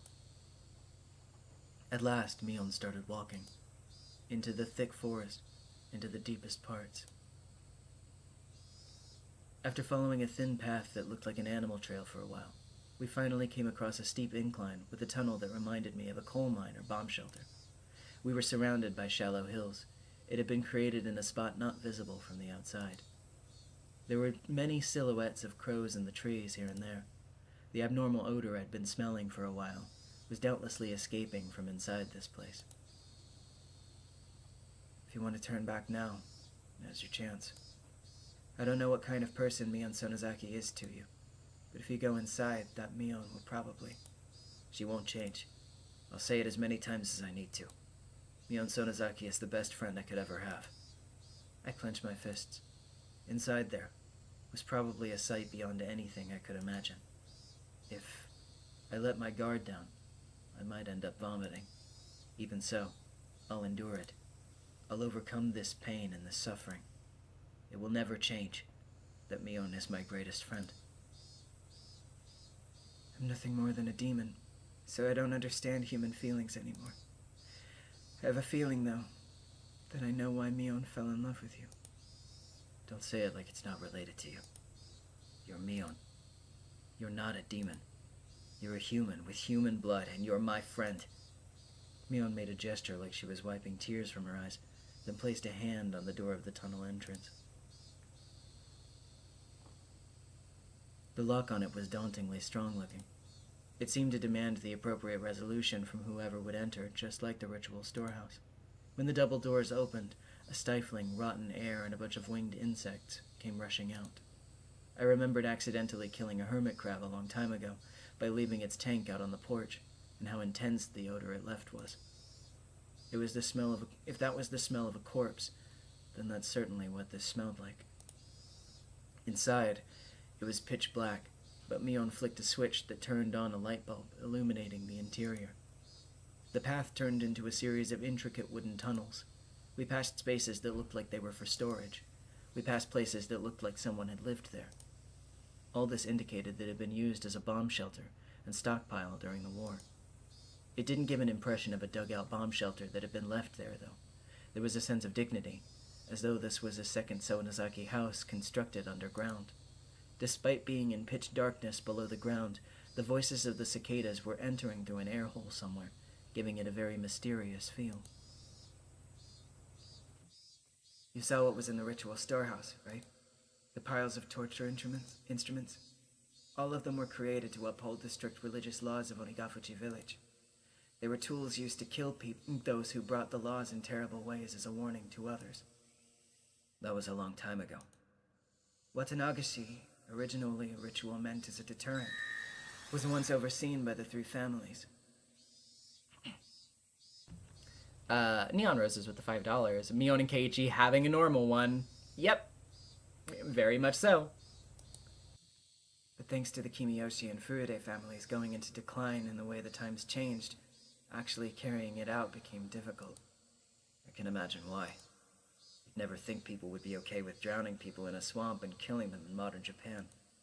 That's why the Sonozaki family built this, a secret place, so that we could continue to conduct the rite of Watanagashi even in modern times.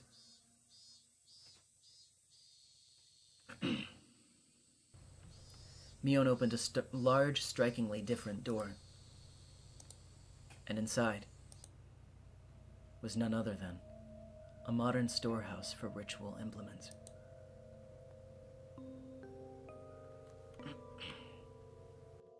There's quite a few, isn't there? Some of them were actually brought here from the original storehouse. All of the things there had been rusty and covered in dust, so they didn't seem that real. But the things in here were different. Every one of them had been well maintained, and kept in a state that they could be used right away. Blades gleamed and spikes were sharpened. Also, perhaps as a precaution for the splatter of blood, the walls and ceilings were covered in the kind of tiling you would see in bathrooms, and there was even a drain set amidst a slight slope in the floor. Slight slope in the floor. Hibaki Gaming with the $2. Oh my god, Owl Oni moment. Yeah, kind of. There was also a coiled rubber hose along the wall attached to a faucet, perhaps for cleaning up the splattered blood. According to something a leader from a long time ago wrote, blood splatter has impact, despite the fact that it doesn't tax the sacrifice. Watanagashi was meant as a deterrent, after all. My ancestors thought up all different kinds of things to show off. As she said that, Mion pointed deeper into the torture room, to a spot veiled in darkness. There was surprisingly a room floored with tatami mats, and in the corner was a pile of cushions. They're seats for the audience. Watanagashi was meant as a deterrent, after all. It wouldn't make sense if there were no guests. couldn't speak, and I couldn't think of anything to say anyway. Except that if Mion revealing all of this to me made her heart feel any lighter, then I was prepared to listen for as long as I needed to. Right here is where I killed everyone. There were no spectators to watch me, but I did the Watanagashi very well. Well, perhaps there was one spectator. Huh? A spectator? Me. I, the demon, was watching the entire time Mion held the Watanagashi ceremony. Mion... Oh, sorry. Filter. Mion cackled in self-deprecation. It wasn't a nice-sounding laugh. Back there is the prison. Is Shion there? She nodded slightly. Mion's Watanagashi had ended today. I needed to tell Shion that I was safe without a moment's delay. After all, she was probably trembling in fear at this very moment, worrying about whether she would be killed. The ostentatious door on the other side opened, revealing what may have been an incredibly expensive space based on the echo it made. Mion groped around in the darkness, and a handful of naked light bulbs came on here and there. As my eyes adjusted, more and more of the great cave showed itself in the faint light. The walls were bare rock surface, and it felt so savage that bomb shelter was the most apt term for it. There were small barred rooms built here and there, like holes made by insects biting their way through a giant piece of fruit. It was immediately clear that each one of them was a prison. Where is everyone? Rika-chan and Satoko.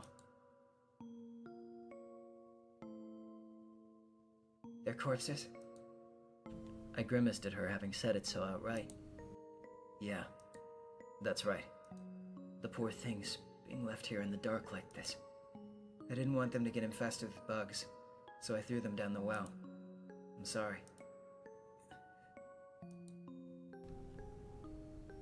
So I can't even see their faces in death. Once again, my feelings of regret at having confessed everything to Rika-chan came surging forth. If Mion hadn't attached the word sorry to the end of what she said, I might have punched her. Calm down, Keiichi Maibar. You said it yourself. No matter what, Mion Sonozaki is your greatest friend. Yeah, my greatest friend. Oh, wait, I should have echoed no. Yeah, my greatest friend. I needed to hear myself say it out loud. Then came the clattering of bars in one of the cells deeper in. When I noticed it, I looked up as well. Shion? Is that Shion? Kei-chan? Is that you, Kei-chan? I ran over to the cell. White hands were peeking out through the gaps in the bars. It really was her. Are you all right, Shion? Are you hurt? No. No. No! Shion's face twisted out of shape as she screamed. It was because Mion had appeared right behind me. Of course. Shion didn't know that everything was over yet. Calm down, Shion. Everything is already over. Everything... I spoke in as calm a voice as I could manage to try and soothe the agitated Shion. However, it didn't seem like it was getting through her screams. Shion, how have you been? No more. Please! No more! I don't want to see anyone else die! If you hate me, then just kill me already! I'm the one you hate, right? Kill me! Kill me right now! Sis! Calm down, Shion. It's all over now. It's going to be alright. So calm down. Harmonia with the Canadian $2. Oh my god, that scream. Good job, Marcy. Thank you. Shion, who was screaming and rattling the iron bars back and forth, was truly in a frantic state. I gave a slight shrug of resignation, giving way to Mion. I had realized that if Mion was the one who locked her in here, and if Mion was the one who had scared Shion this much, then Mion was also the only one who could put an end to this. Mion spoke from over my shoulder, quietly.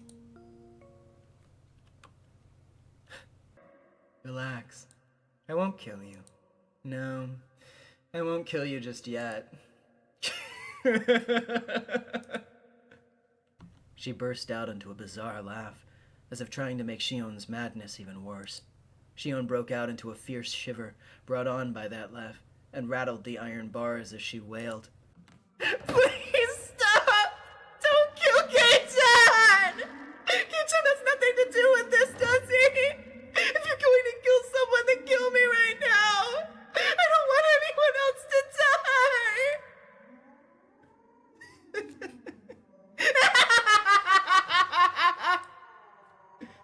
If you want to die that badly, then after I've killed this man, I'll take my time making mincemeat out of you. In accordance with the ancient rites, I'll do it slowly, starting with your extremities. I'll shave you down and mince you. I had that mincing machine set up specifically for you, after all. Or would it be funnier if I were to mince up Kei-chan in front of you? Hey, quit it already. What does you have to gain by scaring her at this point? No! Kei-chan, run away!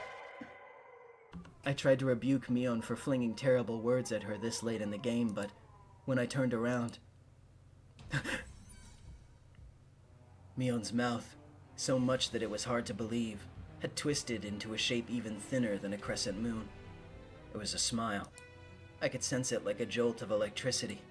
The person here wasn't my best friend Mion. It wasn't the Mion Sonozaki who had been tossed about by her heavy duty of succeeding the Sonozaki family either. Then, who was she? Bam! I saw sparks flying before my eyes, like what happens when you get hit in the back of the head. The strength in my body drained instantly, and my head suddenly became heavy. My knees buckled under the temptation and hit the floor. Then, my whole body abruptly collapsed. My face should have hit the floor, but it was comfortable, as if I had fallen onto a down-filled futon. My consciousness reeled, then receded. It was the kind of sensation, like if you took a nap in the car, but you were still half awake. You could listen to your parents talking, as if they were far away. 1 second. Okay. No, you wouldn't be listening. You would only be hearing it. It was happening so far away, and the conversation was completely unrelated to you, so you would have no interest in it. So whether Shion was yelling in my ears, or Mion was in vulgar hysterics, I didn't think it annoying, nor did it interest me. Now then, wonder how I should go about preparing you. Oh yes. What do you think of a bed of nails? I tested it on those two little brats, but their hands were too small for the restraining table. Let's do that! Let's do that!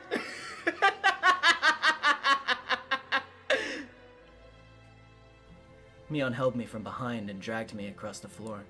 The soles of my feet scraped on it, and one of my shoes fell off. No! Please stop, sis! Please stop!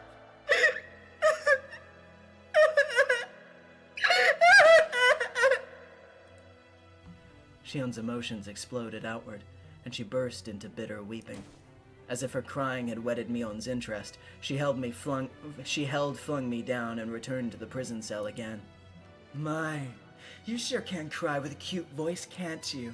Your unnatural bravado is making my skin crawl, but this definitely suits you the best. Mion, my big sister, I beg you, I don't care how you choose to kill me, but please, at least let Kei-chan go. I'm begging you. Shion had always acted as though she were a cut above her older sister. That Shion, in such a miserable voice that I couldn't have imagined it during these peaceful times, prostrated herself before the older sister she used to scoff at and pleaded forgiveness. Mion looked down with an expression of cool indifference, one that was plainly smiling with joy. You know, I wasn't planning on listening to your petty wishes. The way you're crying, though, is just too funny. I think maybe I'll change my mind and listen to you. Since, come to think of it, I never did anything big sister-like for you. Yeah. Yes. Yes. Thank you. Thank you so much. Alright then, let's hear you apologize for everything, then maybe I'll let it all be water under the bridge. And maybe, just maybe, I'll let Kei-chan go. Mion said that she might let me go, but she never said anything about letting Shion go. Arabaki Gaming with the $2. Older fascism is better than fascism remastered. If the people in the chat didn't know that was the name of the song playing right now, that would be very confusing. Before long, Shion got on her hands and knees behind the bars and began to speak weak words of apology. They were too faint for me to hear, but their intention got across. Despite having watched her with a magnificently jubilant expression, Mion kicked the bars and declared she was unsatisfied. You think you can make up for years of grudges and hard feelings like that? That will just not do. I guess I'll make mincemeat out of you both. No! Wait, sis! One more chance! Just one more chance! Mion stopped and waved her hand again in resignation. Not because she had grown impatient, but only because she was taking delight in abusing Shion. You can't apologize to my satisfaction anyway. I'll teach you how to make an apology that will get through to your older sister. I'm only going to tell you once, and if you even get a letter wrong, you're out. Got it? Yes. Yes. Thank you, sis. Shion's miserable voice cried out, having become utterly hoarse. The sensation tearing through my chest returned a little at a time. I realized it was feelings of anger bubbling up. I was slowly regaining control of my body. However, I was only able to feel my skin and my blood flowing at this moment. I still couldn't voluntarily move my fingers. Did you memorize it? Then let's hear you say it. Sincerely and faithfully from beginning to end with all your heart. If you can do it properly, then I'll only kill you. Yes. Thank you. Thank you so much. Something was strange.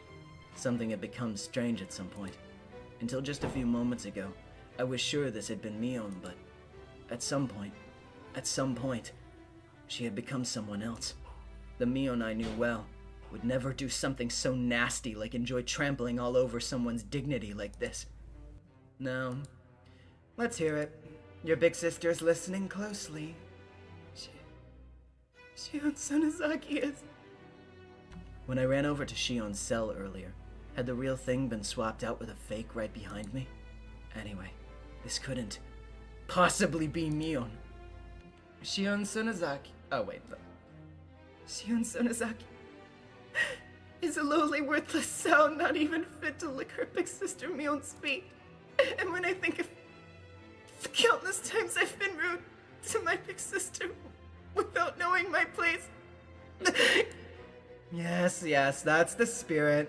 I'll permit you to say a little more now, okay? Blood circulated through my whole body.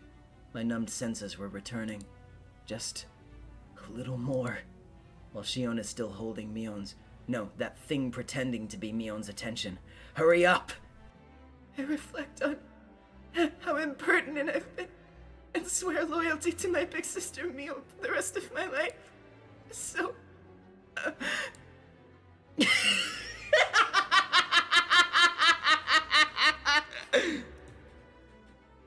Mion's burst of laughter echoed through the big cave, growing to a terrifying level. That was not the laugh of someone who is alive in this world. It was none other than the laugh of a demon, from the bowels of the earth. She laughed from her stomach until she grew tired of it, and stopped smiling suddenly as if snipping a wire. All right, already. That was funny enough for me. I didn't think you'd throw away that much of your pride. That was plenty enjoyable. Mion began to drag me again, after I finally got the feeling in my body back, and pulled me toward the torture chamber. Sis! Only kill me! Please, forgive him! Don't worry, alright? I'll be sure to kill you real good, after letting you get an earful of Kei-chan's screams, that is! No! After dragging me to the torture chamber, she skillfully strapped me into the restraining table. Before I knew it, I was sprawled out and bound. She forced open my hands, with which I couldn't even make a satisfying fist, and tightly restrained each one of my fingers. She fastened only my hands, and my fingers at that, tightly with hinges, and locked them in place. Don't kill him! Sis! The door to the big cave with the jails had been left open, so I could hear Shion's cries of mortification the entire time. Can you hear it, Shion?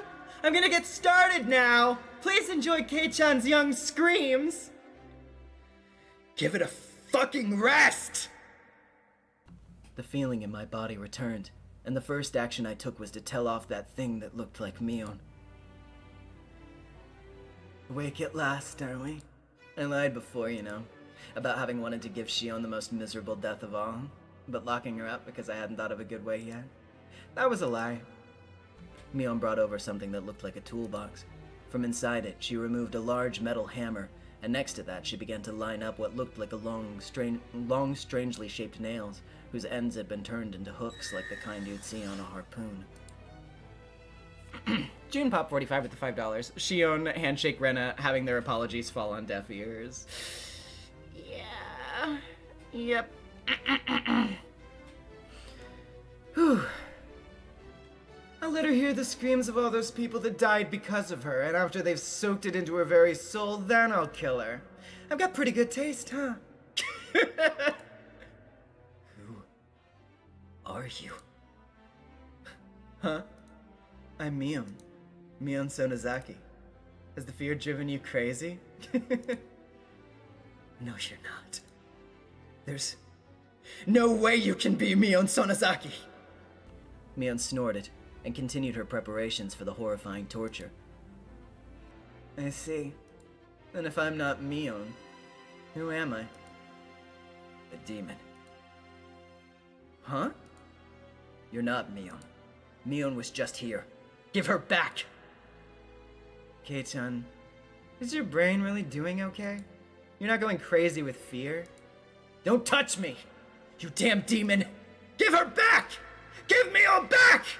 My best friend! Give Mion back! Mion stood there for a few moments with her jaw hanging open, not having expected me to say that. I myself knew that I was about to go insane. I knew it was nonsense to demand Mion's return when she was right in front of me. But, this person in front of me couldn't possibly have been Mion. There was no way I could accept that. So, this is what I thought. Mion really had been possessed by a demon and was controlling Mion as if it were a separate personality. Mion was just a victim being manipulated by it. The evil one was really this thing. It all had to be the doing of this demon possessing her.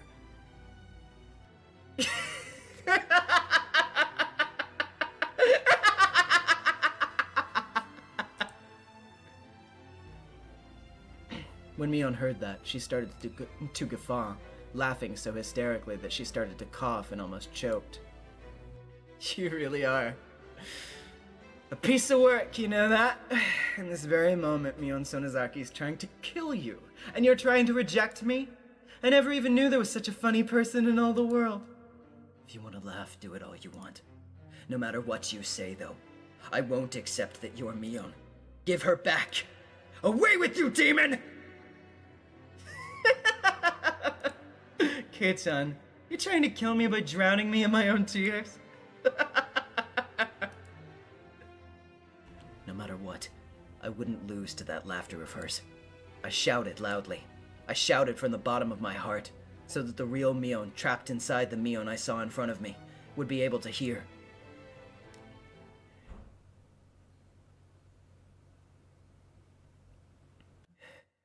You can do it, Mion! Don't lose to this piece of shit demon! You're strong! Show me how strong you are!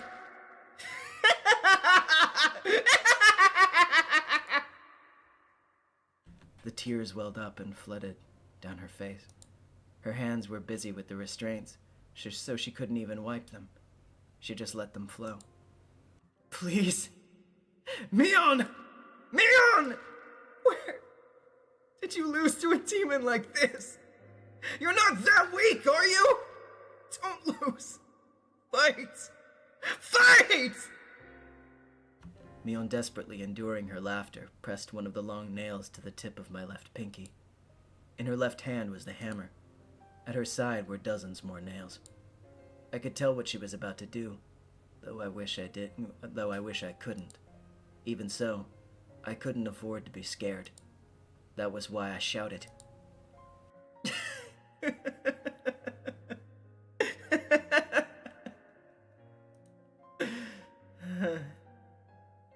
My sides hurt like they're about to split. Is that all?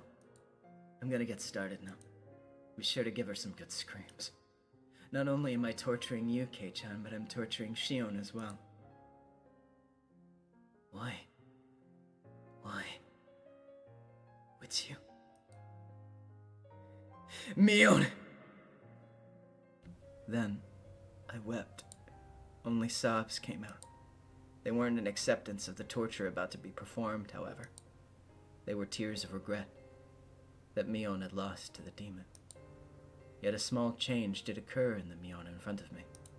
Her heightened excitement was draining little by little. By the time I'd realized it, the one in front of me had returned to being Mion. Kei-chan, this may not be something pleasant to take to the grave with you. You really seem to want to know, though, so I'll tell you just one thing. I didn't know if this was Mion, or just a display of momentary humanity the demon had recovered. A long time before the demon came to live inside me, it was gnawing at my heart, trying to spur me to violence, but I suppressed it with my reason. That settled the demon down. And I got to thinking it had gone away somewhere. As it turned out, I was wrong. It hadn't left me. It had just gone to sleep. I noticed that there were tears forming in her eyes.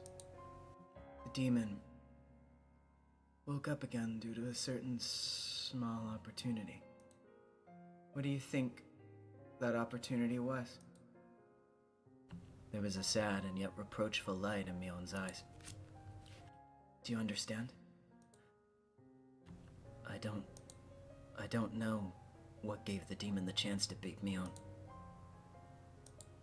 This might be strange for me, a demon, to say, but you're the reason that everything got so messed up. The tears welling up in her eyes spilled downward all of a sudden. At the time,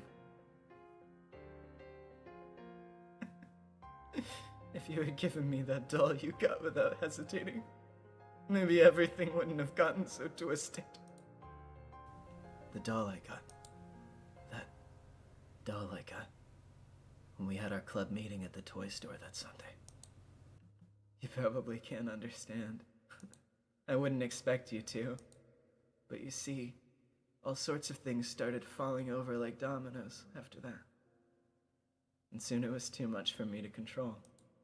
It only makes sense that you wouldn't be aware of knocking over the first one since it was so small. But you're the one who set it up. That can't... Me? If you hadn't made Mion cry, then I wouldn't have had to wake up. Is that enough? For you to die in peace? A mistake that I'd made on that day was what messed everything up. That can't be, can it? It only makes sense that you wouldn't be aware of it. Even so, Kei-chan, you're without a doubt the cause. If you had just nonchalantly given me the doll that day, then I don't think this would have happened. I wanted to say, like I just remembered something, as I recalled that day. Rena had told me about that, and I thought I had apologized. I didn't apologize to Mion, though. It had been Shion. In other words, oh God, I hadn't said a single word of apology to Mion. Today, I came to this house saying I had something to apologize for, but I never said a word of apology about this. Come to think of it, when I apologized for going into the ritual storehouse, Mion looked a little bit lonely, like she was disappointed. Why didn't I realize that until just now? Rena told me at the time, and now she herself, no, the demon was telling me, is the only way for a dense idiot like me to be cured, to die altogether.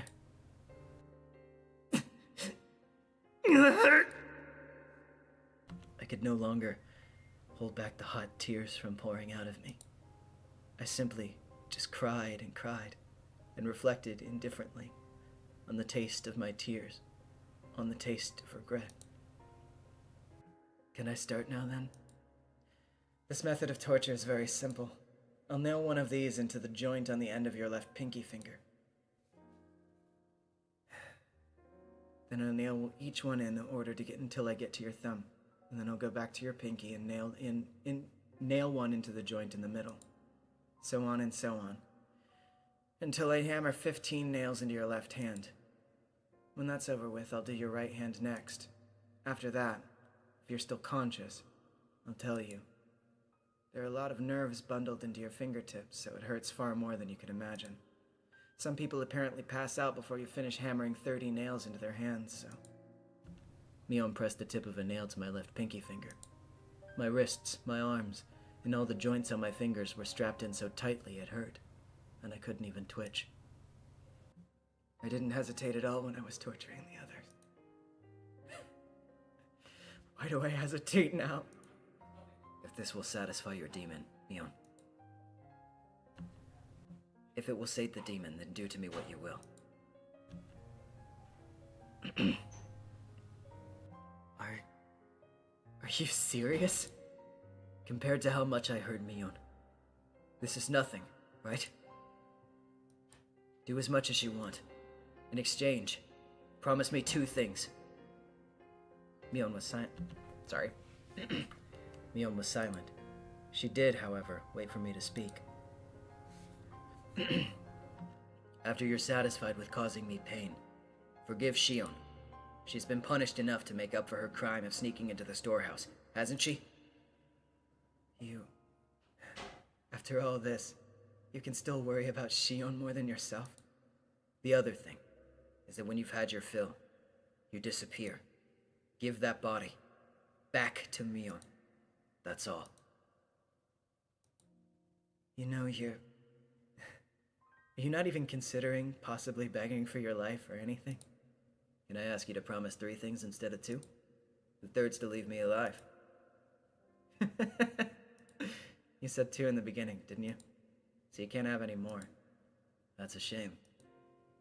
In such an abnormal situation, Mion and I laughed quietly together, as if sharing in a stupid joke. I probably won't keep these promises, understand? I'm a demon after all. Guess there's nothing I can do then. I recalled tightening my hands into fists when enduring the pain at the dentist's office. Right now, though, they were opened all the way to my fingertips, so I couldn't even grip them. So instead, I tightened my toes. Okay. Do it. I've prepared myself already, so do it. You waiting like this to hammer the nails in is scarier. It's going to diminish my readiness after all. Mion put down the hammer and gently stroked my cheek. Kei-chan, I'll agree to just the 3rd thing, okay? Huh? My 3rd wish, to save me. She'll agree to it? Your 1st wish, to save Shion. That's long done for. The demon will kill her. It's already been decided, so I can't stop it. So give up on that. Her delicate fingers slid from my cheek to my chin. As for your 2nd wish, to give this body back to Mion, that won't happen either. After today, Mion will never come back. From today on, even if my body is here, it will just be a body, because the Oni has taken it over. That isn't true. Mion is... Mion. Don't say such sad things, like that she won't ever come back. Can you hear it? That sound? Mion gently closed her eyes and listened. I definitely heard it as well. Slam. Slam. It was a dull noise that repeated at fixed intervals. A low noise accompanied by vibrations. A lot of people were ramming the iron doors to this underground ritual storehouse. You're late. Serena probably called Oishi. That spaced-out girl being so quick-thinking was the one thing I didn't anticipate. I'll agree with you there. Mion grinned like she'd been outwitted, then took something that looked like an electric razor out of her pocket. When she pressed the switch, pale blue sparks flew out with a snapping noise. You've probably never seen one before, right? It's a real stun gun. It's illegal and its output's been increased quite a bit. Was that what you hit me with before? That's not a toy children should be playing with, you know? You're right. She seemed to want to use the stun gun on me. Unable to move, I felt her press the cool lump of metal to my neck. Slam! I heard a roar as though they'd broken down the first large door. The halls were a bit complex, but aside from the door to this very torture chamber, there was nothing in their way. I won't kill you, but I will have you go to sleep for a bit, Kei-chan. Oishi will be here soon. This will only hurt a bit. Feeling the same shock as before, gritting my teeth wasn't going to help much, but I clenched them tightly anyway. However, just as she did, when she was about to hammer the nails in, she hesitated a little. I cracked open my tightly closed eyelids. I'm sorry for disgracing Mion. I made a promise before coming in here. Whatever happens, the Mion inside my heart won't change. Look, forget about that. If you ever see me after today, don't come near me. By then, it will be the demon that inherited my corpse. What are you talking about? Just as I tried to say that, a much stronger light than before shined, and like a television being switched off, my consciousness went black.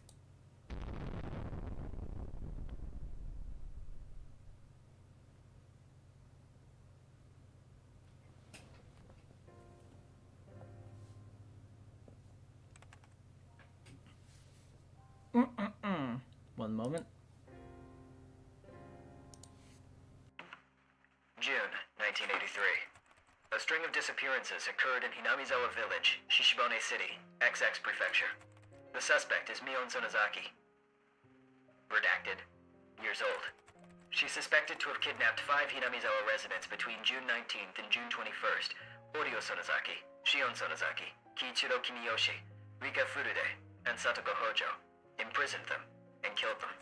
Preliminary investigations on the incident were delayed at the time due to insufficient evidence, but it was resolved coincidentally and shockingly. On the morning of the 23rd, a vehicle patrolling the Sonozaki property heard screams from inside and rushed in as an emergency measure. They secured the suspect's missing younger sister, Shion Sonozaki, and her 2 missing classmates, Keiichi Maebara and Rena Ryugu. The suspect fled the scene.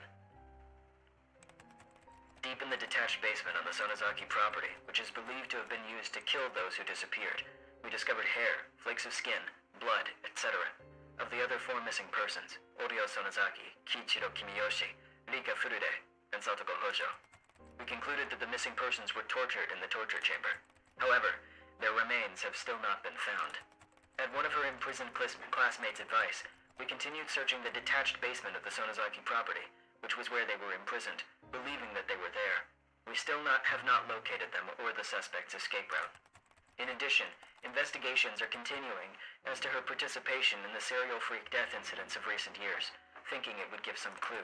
But no evidence that Mion Sonozaki was involved, either directly or indirectly, has been found. There are still many unclear points as to the motive behind the incident, and as those of the Sonozaki family and the residents of Hinamizawa have been extremely uncooperative in assisting us, we expect to require a long time to clarify them. The opinion of a local officer knowledgeable about the region is that this may have been a lynching, an internal form of punishing sacrilegious acts carried out against the beliefs of Hinamizawa Village. It is clear that these incidents are particularly rooted in the region, and the Prefectural Police Department has ordered a cautious investigation. We anticipate gaining valuable clues from the missing person believed to have been imprisoned for the longest time, Shion Sonozaki, the suspect's younger sister. But her mind was stricken by the grave after-effects of the incident, and she has not been in a state of mind to properly answer any questions about what she knows. The psychiatrist concluded that she is in a temporary state of shock, but it doesn't seem hopeful that she will recover today either. Only a few days. Oh, okay. It wasn't. Yeah. Only a few days passed since that time. After that, I was rescued by Oishi-san and his subordinates, whom Rena had called in. Aside from my entirely blank state of mind, I had no external injuries. The most I had was a small burn mark from when the stun gun hit me. As I was having a checkup in the hospital, Oishi-san asked me all sorts of things, but I don't really remember what he asked or how I answered him. From what I heard, surprisingly, Mion still hasn't been captured. There were apparently a great many hallways and smaller rooms extending out from the depths of the prison. It wouldn't be strange if she had fled to one of those and hidden herself. The one fortunate aspect amidst all the misfortune was that Shion had been safely secured by the police. When I last saw Mion, she seemed like she was going to take me with her and then kill me. She probably didn't have enough time to, though, since Oishi-san came running in faster than she predicted. That was really only the only really fortunate thing to have happened. Of course, the rescued Shion, despite having no external wounds, now had a big deep wound in her heart. She was in a severe state of confusion when they rescued her, and apparently she bit the police officers trying to resist. From what he heard, she was seeing Mion in everyone she saw, hated not only the hospital but even her own home, and had shut herself up somewhere in Shishibane, hiding her location. Additionally, in fear that Mion would come for her, she was moving from place to place every day, and her parents weren't sure where she actually was. Wherever she was living, even now, Shion was spending her days in fear of Mion's shadow. The police were investigating the Sonozaki's underground storehouse at this moment, since they couldn't find the remains of the other sacrifices. Hadn't Mion thrown the corpses into a well? I had a feeling I'd said that to him. That meant a hidden tunnel, vertical like a well, was somewhere in those underground passages. The secret underground without any maps or architectural drawings, which had swallowed up the remains of Rika-chan, Satoko, and everyone else, was still unwilling to speak the truth. I was brought back to that basement again, too, for an on-the-site inspection or something, but I didn't remember being of any help. I never wanted to go back there again. For days afterward, the Sonozakis living in Okinomiya, in other words Mion and Shion's parents, the big-name Yakuza, would come over to our house to apologize, bringing many of their followers with them. However, much as my parents refused it, they piled up many 100,000 yen bills, calling it consolation money every day. The amount of money grew each day, and after it passed 2 million yen, they were given an envelope containing a letter. I don't know what was written in the letter. My parents talked about it by themselves for 2 whole nights, and decided to move away.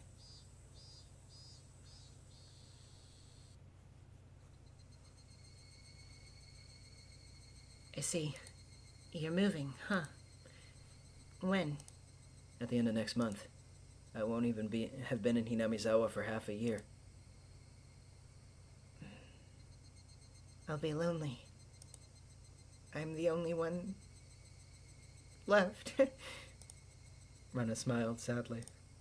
If I had just said yeah, I thought it would make her even more lonely, so I changed the subject. Here's something to think about. That's how I broached it. Mion hadn't actually fled, but had been demoned away in the truest sense of the term. Where she went after she disappeared, that we didn't know. What was there, where she had disappeared to. I hoped there was a hobby shop dealing in imports, the kind Mion liked. In that place, she would definitely be free from the burdensome fetters of her family, and live not as Mion Sonozaki, but just as Mion, and enjoy herself. Maybe she's already met up with Satoko and Rika-chan. They must also have been waiting for the day Rena and I would join them, spending all their time doing club activities, as lively as they always were. When I told Rena that, she smiled and nodded to me.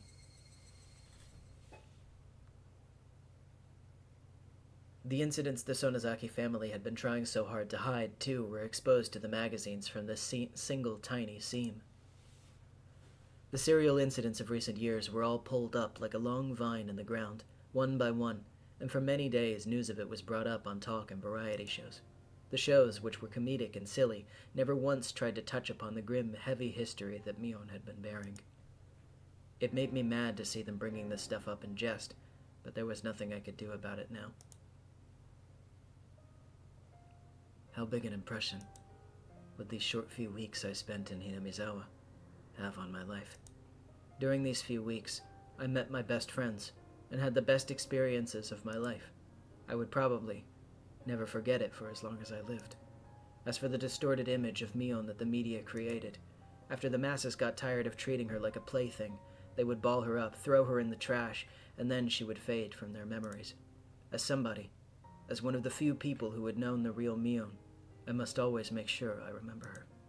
Beyond any doubt, that will surely become my offering to her.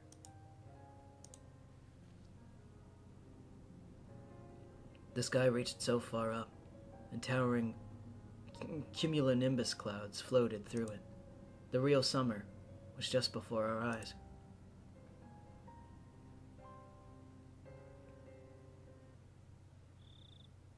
Even now, whenever 10 p.m. came around, I would expect a phone call from Shion, or Mion, rather.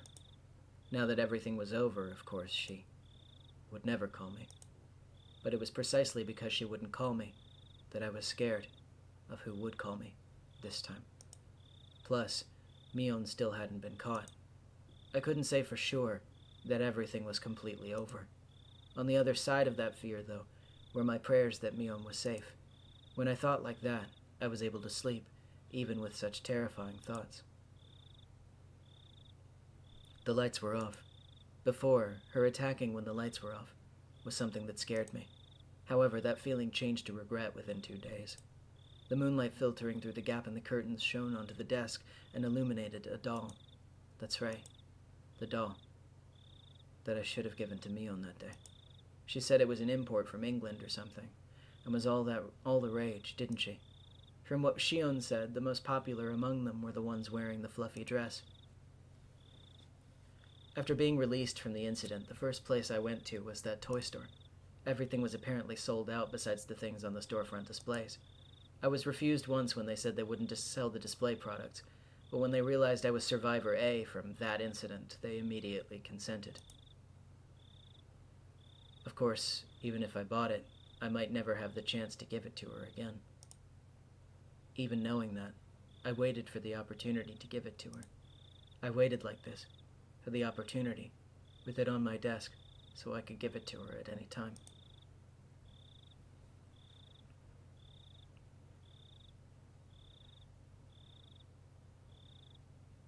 Plonk. There was a weird noise. It was a noise I wasn't used to hearing. It was too big to be raindrops, and it was completely different from the sound lost bugs make when they ram into fluorescent lights. I figured I must have misheard and nestled back into my futon. Plonk. The noise happened again. I wasn't hearing things. I definitely heard it. Where was it coming from? I got up and turned on the light. If there was a second, there would be a third. From where, though? I listened carefully. Plonk. The window. Some sort of pebbles were colliding with my window. When I realized they weren't being blown there by the wind, but rather being thrown by a person, I gave a start. I looked at the clock. It was 2 a.m. Who would it be at a time like this?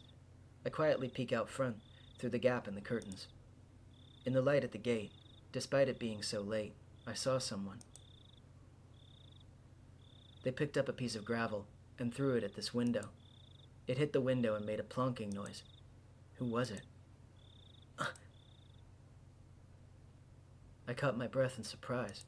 If my eyes weren't deceiving me, that person was Mion. I threw open the window and looked at the figure again.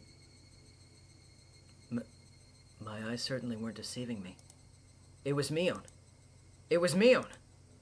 She was alive! Mion pressed her index finger to her lips and made a shh motion so I wouldn't shout. If she hadn't, well, I was nearly about to cry out. Mion was in a very delicate position right now. Even if it was in the middle of the night, I shouldn't call out her name. I waved to her, gesturing that I'd be right over, flung on my coat atop my pajamas, and flew out the door. I quickly hit the brakes just before going down the stairs. Although happiness was sprouting within me, I had the sad feeling that this would be our final parting. So I went back to my room again and grabbed the doll. If there was a God, I don't think I would have ever thanked him as much as today. even if it would be the last time we ever saw each other. I was so grateful for this one chance to give it to her. I slipped into my sandals, unlocked the door, unhooked the chain, and leaped out of the house. Mion! It's been a while. How are you? Been doing all right? It was like how we used to meet every morning. Mion waved to me and responded like she always did. It was doubtlessly Mion. It was the real Mion. Are you all right? Hanging around this place? I really shouldn't be. She certainly wasn't acting like she knew the police were following her. It was almost like she was a patient who had gotten tired of staying in the hospital and had snuck out. Her speech was relaxed enough to make me think that, and I couldn't help but be surprised. That relaxation, I thought, was more like Mion, and I was happy for it. Anyway, what's wrong? What do you need at this hour? I wanted to talk to you one last time. That was when I noticed them. On Mion's forehead were big droplets of sweat.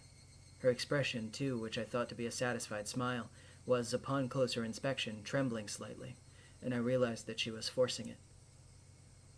Well, I can't stay for any longer. A pained note was beginning to enter her words as well, as if just smiling was a feat for her. Are you all right? Are you not feeling well? I tried so hard until now. But I can tell I'm done. This is my limit. They're about to come up behind me and take me away. Mion's smile crumbled and started to stiffen. Did she push herself this much to come all this way for me?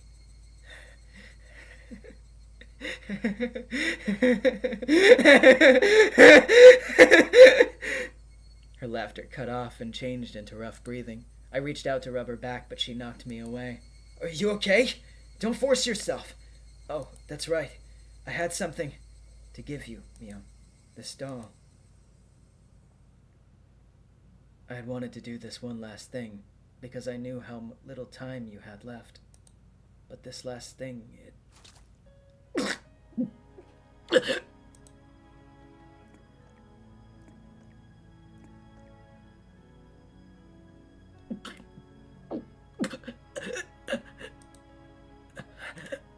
my stomach is burning. Mion took a meat cleaver-like knife and stabbed me and pushed it in tight and took it and twisted it. Mion? Hey, what? It hurts.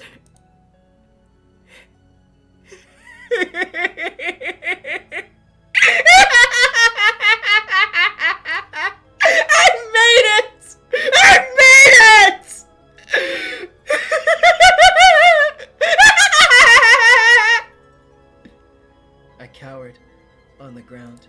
My stomach was so hot, it was almost spewing fire. Mion watched it, then took a few steps back and cackled. I've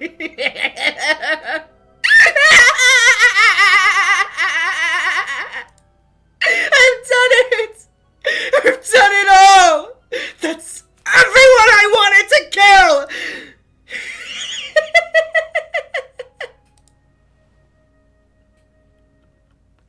The last words Mion left me with that day came back to me. After today, Mion will never come back. From today on, even if my body is here, a body is all it will be.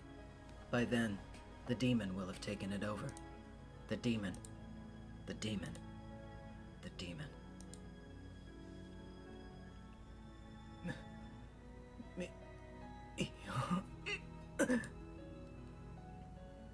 This can't. I thought we had finally been able to meet. This can't. Mion. In a pool of blood of my own design, is the doll I bought for Mion, dyed in red. So red. Mion. The good fortune of having been allowed to meet Mion once more, and the misfortune of that meeting being torn apart before my eyes. Should I be grateful or curse it? My emotions were neither of those, as my consciousness sunk deep into a black swamp. The doll I bought for Mion, the blood, had ruined it. No matter how I scrubbed and scrubbed, it had needlessly been ruined. Ruined. The sad moon was so white it looked frozen.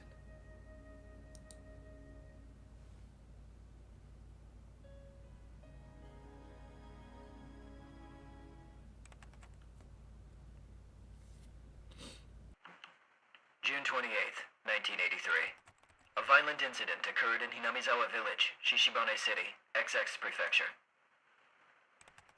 The victim was Keiichi Maibara, also a victim of the previous string of disappearances. At around 2 a.m., he was stabbed in the stomach with a bladed object by the suspect of the last case, Mion Sonozaki, and was gravely wounded. He was discovered when his parents woke up and was then transported to the clinic. He escaped death. The criminal fled the scene. On the same day, at approximately the same time, a fall accident occurred in the Kamishiki apartment complex in Shishibane City, XX Prefecture.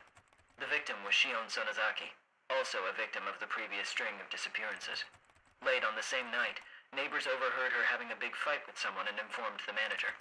The manager used a master key to enter the room and discovered that the victim had fallen from her 8th floor balcony to her death. The room had been torn apart and appeared to show traces of a fight. One neighbor has frequently visited the Sonozaki house for a long time and testified that he heard what sounded just like the two sisters having a fight, trading insults back and forth. We believe this was related to the injury case that occurred the same day in Hinamizawa Village, perpetrated by said incident suspect, and did a thorough search of the room, but we could not find any traces that would imply that anyone but the victim was present. The victim fell straight down into the foliage of a parking strip. Her neck broke and she died immediately. Her clothing was disheveled and had markings that would imply a scuffle. We also believe, however, it could have been an insanity-induced suicide attempt based on the particular mental state of the victim after the incident. We are conducting a thorough examination on both fronts, suicide and homicide.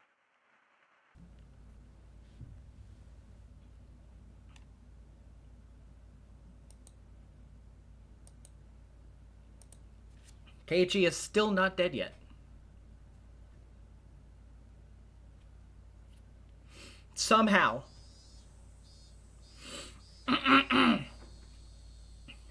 Only for 5 minutes. Understand? Please try not to excite him. Yes, I'll be careful. Ka-clack. The door opened, and as I expected, Oishi-san came in. Hello, Maibara-san. It's been a while, hasn't it? Tell me, how have you been since then? The doctor says my post-operative recovery seems to be going smoothly, but I think I got worse when I saw your face. You wound me. As Oishi-san gave a laugh that smelled of sweat, he handed Mom a bag of assorted candies he must have purchased from the souvenir corner on the first floor of the hospital. Excuse me, Miss Maibara. Would it be possible for me to talk to Keiichi-kun for just a few moments? Mom clearly wasn't pleased at the thought of a police officer talking to her son without her there. However, I insisted. Mom, sorry, just a little while. Just 5 minutes, okay? Though grudgingly, Mom left the room. When she closed the door, Oishi-san grinned widely and looked around the room. Room to yourself. How high class. My old lady always gets a shared room, you know. It's quite lively, however. Seems like you're a higher rank if you have a worse disease in places like that. Sicker you are, the prouder you are. Or maybe the more arrogant. Oishi-san, we only have 5 minutes. I'd like it if these were the last 5 minutes we ever saw each other. I don't have any connection to Hinamizawa anymore, and this isn't in Hinamizawa anymore either. Yes, because there aren't any general hospitals in Okinomiya. Mind if I take a seat? Down we go. This was a large university hospital in Shishibane City. It was splendidly urban, entirely different from the likes of Hinamizawa and Okinomiya. It was hard to believe Hinamizawa was part of the same city. When does it look like you get transferred? Dunno. I'm ready to go whenever, though. Our moving plans were delayed a little because of my serious injury. My parents had already left the house in Hinamizawa, though, and were living in our new one. They planned to have me transfer hospitals to be closer to the new house once I'd recovered enough to be taken there. Please don't come when I'm to where I'm transferring. I really will get worse then. Man, you really do hate me. May just be my job, but that stinks. That's why I brought you all kinds of lovely souvenirs in atonement. You didn't need to bring an assortment of cookies for that. Well, you see, there aren't actually cookies in there. Look. Oishi-san pulled open a can of cookies and... What? Ow! Ow! I'm stretching my scar! I didn't know what you were into, my son, so I brought all sorts of things. See? All sorts of cute-looking ones, from Western to comic strips. Lately they have this sort of H-manga aimed at girls, too. Don't bring porn in here! Take them away and go home! Ow, ow, ow, ow, ow, ow. Thought for sure a healthy young person like you'd be feeling a little needy being cooped up in a place like this for so long. If you stay here too long, the only fetish you'll end up with is a nurse one, you know? There are plenty of other beautiful things in the world besides nurses, after all. Don't decide what to major in now. Keep your options open. You need to be a more all-around type person. I gave Oishi-san's vulgar laughter a pained grin. Somehow or other I understood. The fact that Oishi-san was bringing it up like this meant he must have had something important to talk about. The incident with Shion-san really was unfortunate. The night I was stabbed by Mion. Shion fell from her balcony and died.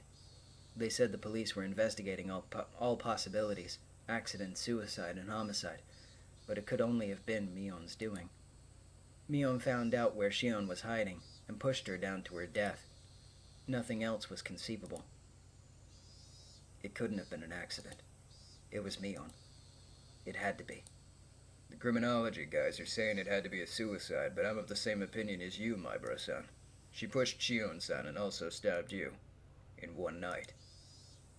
Has Mion still not been found? Oh, that's right. That's what I came here to tell you today. Yes, we actually did find her. What? Ow, ow, ow. Learning that felt rather strange to me. I was partly relieved that the incident was truly over, and I was partly sorry that my best friend had finally been caught. I felt many other things, too. My heart was a maze of emotions. That's not all. In the Sonozaki House catacombs, we found a hidden well. Just as you said, my bro-san. We found the remains of all those who disappeared at the bottom. I see. That sliver of hope, that possibility I'd believed in, that Rika-chan and Satoko were alive, just from the fact their remains hadn't been found. Gone. It was incredibly well hidden in those catacombs. I mean, it was in the blind spot of another blind spot. It was a vertical tunnel dug out like a well. There was a ladder set up there, and when we went all the way down, there was another tunnel built there going through it. When we followed it a few hundred meters, we found ourselves at the mouth of an old unused well in the mountains. I wonder if it was the secret escape route a previous Sonozaki family leader built. Probably was. Well, it was made in the Meiji era. Still, I'm impressed they built something like that. So everyone's remains were at the bottom? Yes. Even deeper down than the escape path. There was a pool of coal tar. They'd been casually thrown into there. They'd fallen from a fairly high spot, so the remains were totally buried in it. It took a lot of time and effort to pull their bodies up. Did you find them all? I hoped that they at least wouldn't find Rika-chan or Satoko. That's what I wished for when I asked, but my shallow hope was crushed in the blink of an eye. Yes, all of them. In fact, we also found human bones we think are over a decade old. We think there were at least 3 people. I suppose it's the dark side of Hinamizawa's history. I wonder how many people's bones we'll find when we've sucked out all the mud. It's a scary thought. That weight had been pushing down on Mion's shoulders the whole time. Mion. We've currently identified people who disappeared from Shishibone City decades ago. People are talking about how this opportunity might let us resolve disappearing persons cases that have been abandoned. After a deep silence, he breathed a heavy sigh. Oishi-san went for a cigarette to pass the time, but realized this was a non-smoking area, so he gave up and put them back in his shirt pocket. Oh, right. This is a bit of a detour. But you know Rika Furude-san, right? Of course. She's my friend. Did she ever tell you anything along the lines of her regularly taking insulin injections for diabetes? Rika-chan has diabetes? I didn't know what he was talking about. Actually, we found it in her skirt pocket. A syringe. It was destroyed, though, so we couldn't identify the medicine. It was a bit out of place, so I got interested. You really don't know anything? I didn't know anything about Rika-chan carrying syringes around with her. The Sonozaki family corporates, yeah. The Yakuza people. Anyway, there's rumors that they deal in psychostimulants. I was thinking that might have something to do with it, too. Are you trying to tell me that Rika-chan is a drug addict? No, not at all. This isn't what I'm saying. It just seems strange, however you look at it, that she would bring a syringe with her on the way to get soy sauce. I have no idea what any of this means. My eyes are spinning. I feel sick. Are you alright? Should I call a nurse?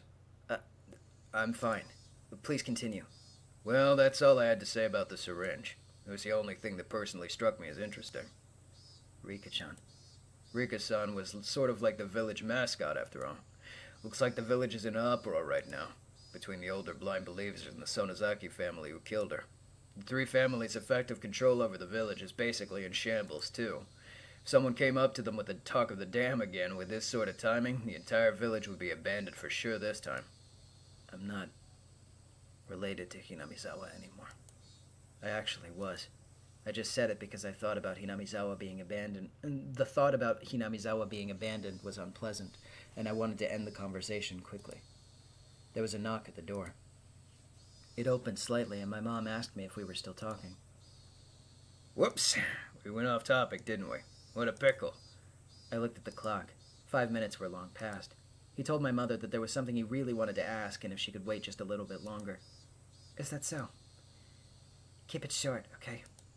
There wasn't any getting around the fact that she was thinking about what a police officer could be talking to her son about. Maybe we should choose another day for this. Oishi-san.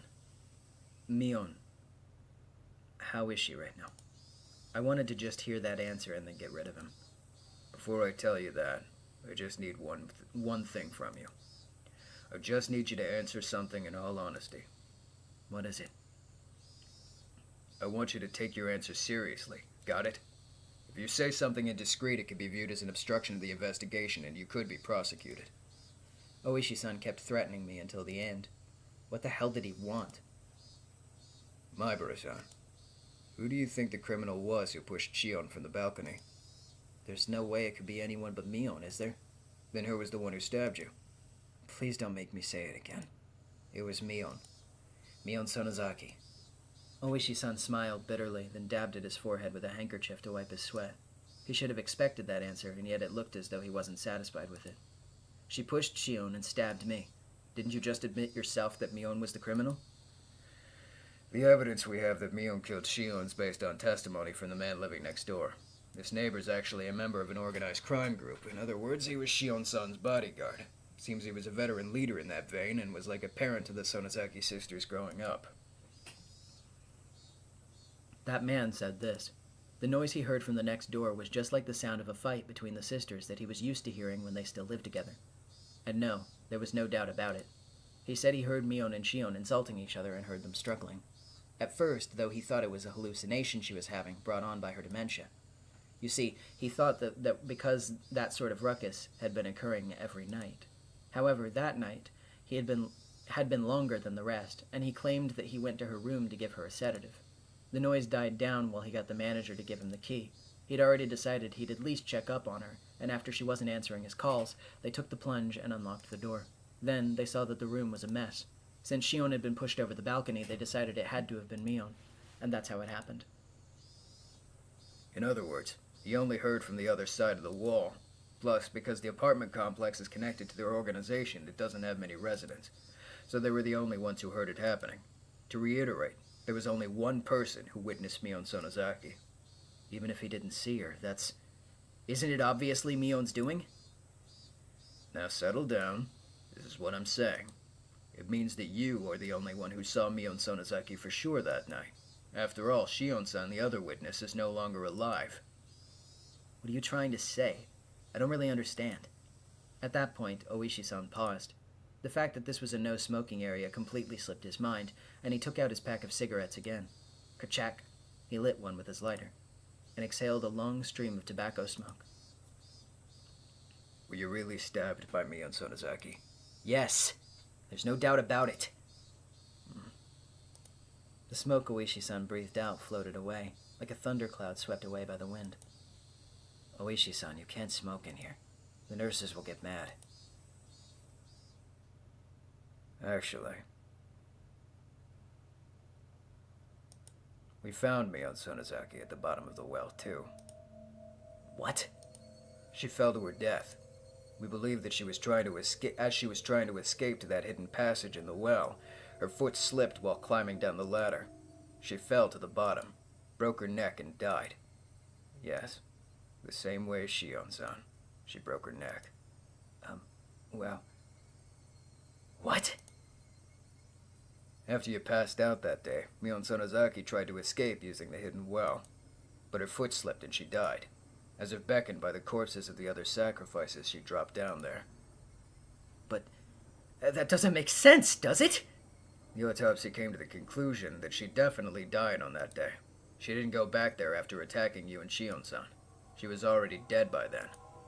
My jaw was on the floor. There was absolutely no way that could be. Mion was the one who stabbed me. It had to have been her. There wouldn't have been anyone else to do it. Then, who attacked Shion and me? Who was it? The one who attacked you was someone who was Mion Sonozaki, and yet not Mion Sonozaki. My mind had become a complete mess, and I was starting to lose my ability to think straight. You remember how Mio Takano-san died? Takano-san? Yes. I think I heard that she was burned to death in some distant mountains. We learned that she was burned after being strangled to death. The Gifu station did the autopsy. It's a little bit strange. The results of the preliminary autopsy said that she'd been dead for at least 24 hours. Since that was contradictory, in their panic, they seem to have revised it to say that she died earlier that day. Despite me being an absolute wreck over what was going on with Mion, he was telling me there was even more on top of that.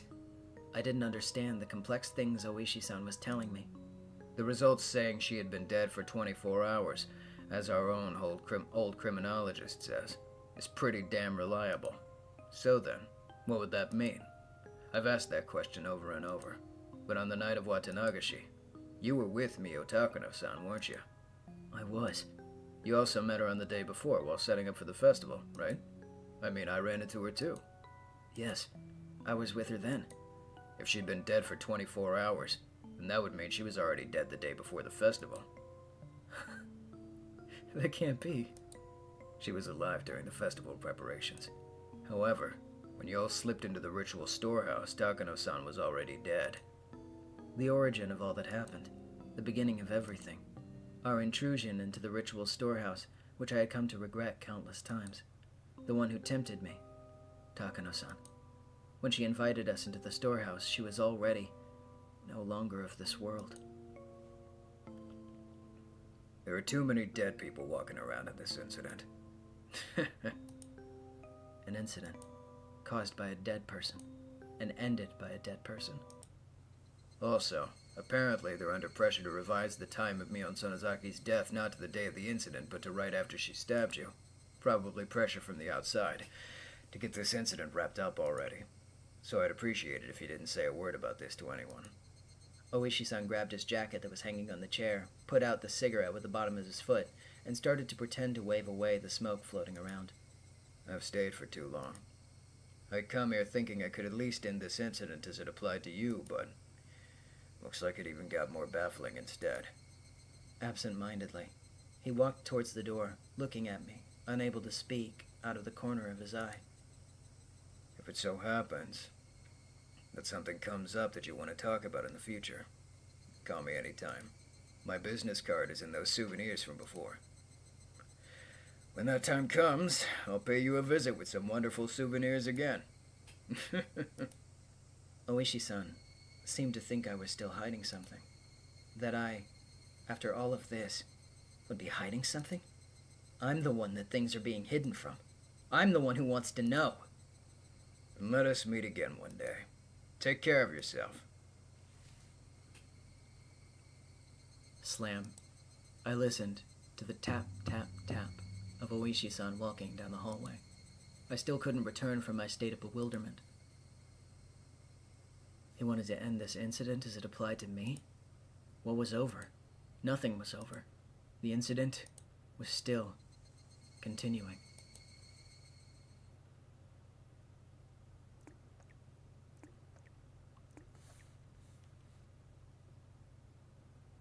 Then, slip, an arm covered in fresh blood, came out from underneath the bed. I wasn't that surprised. This was an illusion I was seeing, seized with fear. Kei-chan, I told you, remember? I heard a guttural voice coming from under the bed. I still recognized it as Mion's voice. What, Mion? What did you tell me? I warned you on that day. After today, if you see me, it will be the demon that has possessed my body. You did. You said that, didn't you? Sorry. Guess I wasn't careful enough. That's why I got stabbed. Possibly wounds sustained when she fell from the ladder. Many of her fingernails were broken and torn. Her arm slowly felt about on top of the bed, searching for mine. Oh, hey, Mion. I, thought of a good joke. Want to hear it? The Mion under the bed didn't answer. Let's say that I died here today. But tomorrow, I'd still be here, living a normal life. So, when Oishi-san learned about it afterward, the time of death wouldn't make sense, once again. He'd make a huge deal about how somebody who should have been dead was alive, and he'd totally lose his head. Takano-san, then Mion, then me third. So, funny, right? Makes you laugh, doesn't it? Kei-chan.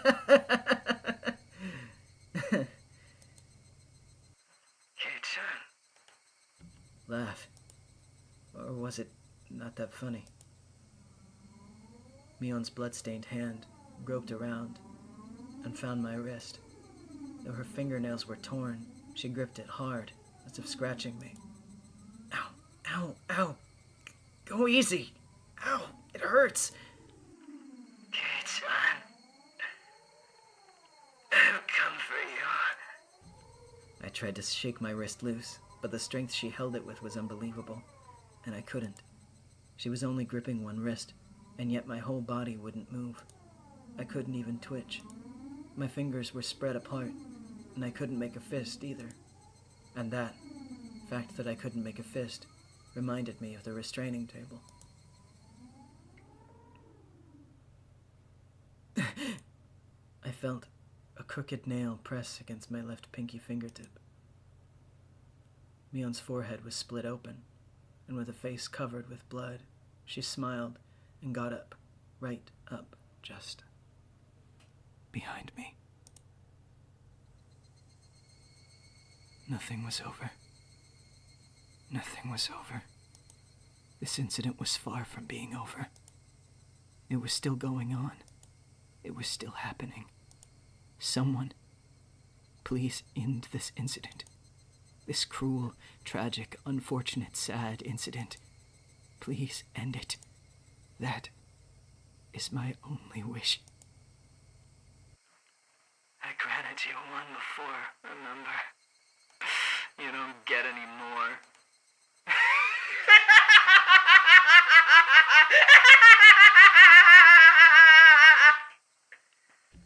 Mion firmly held the nail down on my fingertip, and, with her other hand, she slowly swung a mallet up into the air and...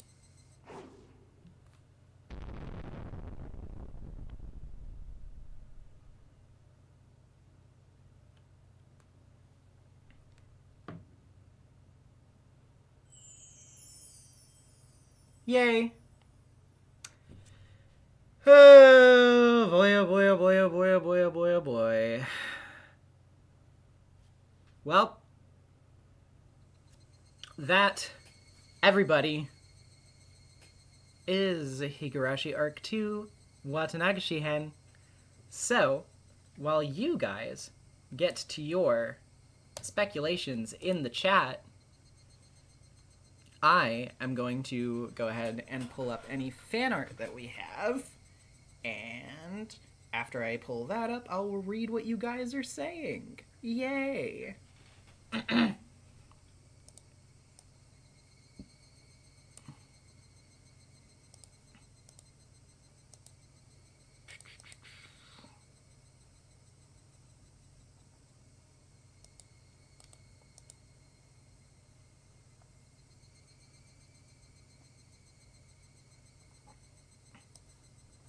See.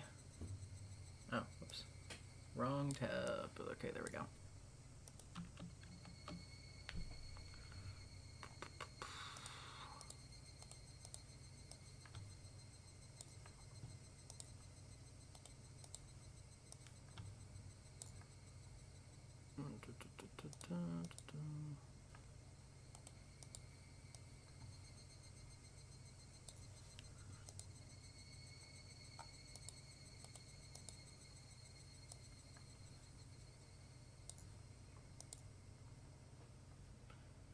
Okay, got that.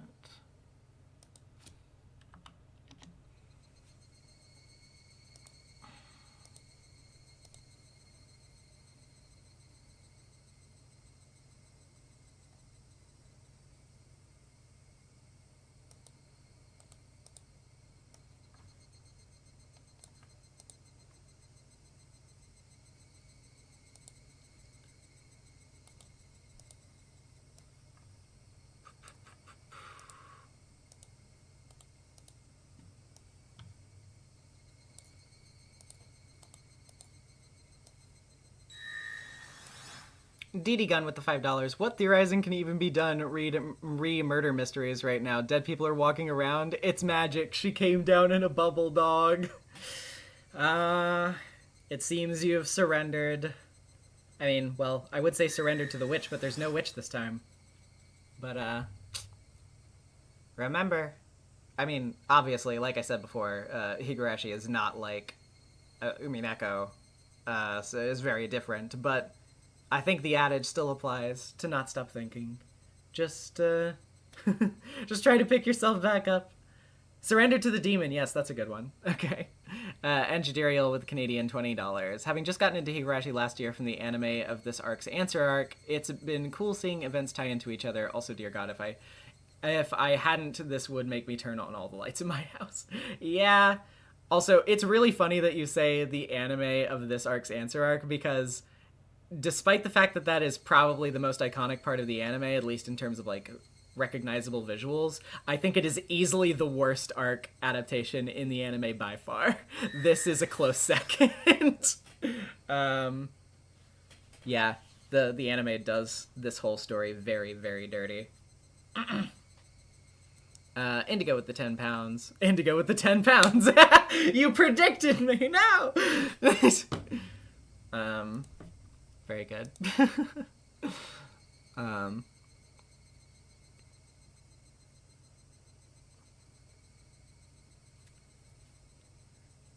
Anywho. Oh dear God, what am I in for? You're in for Peak is what you're in for. The visual novel version of that arc that you're talking about it's not my favorite in the series, but it is really, really damn close. It is really, really damn close. It's fucking awesome. Like, it's really, really difficult to stomach, but it's really good. One moment.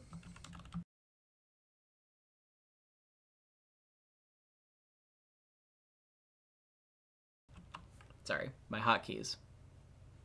I'm back now.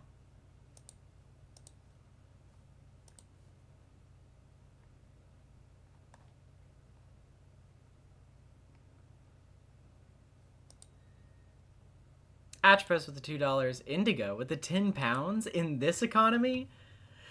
I know. Is why I very much appreciate the super chats whenever they are sent. Thank you so much. Ooh, I really like this one.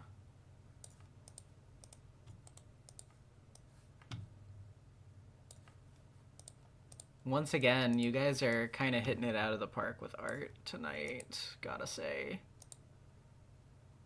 And then last but not least, I will check the Discord real quick.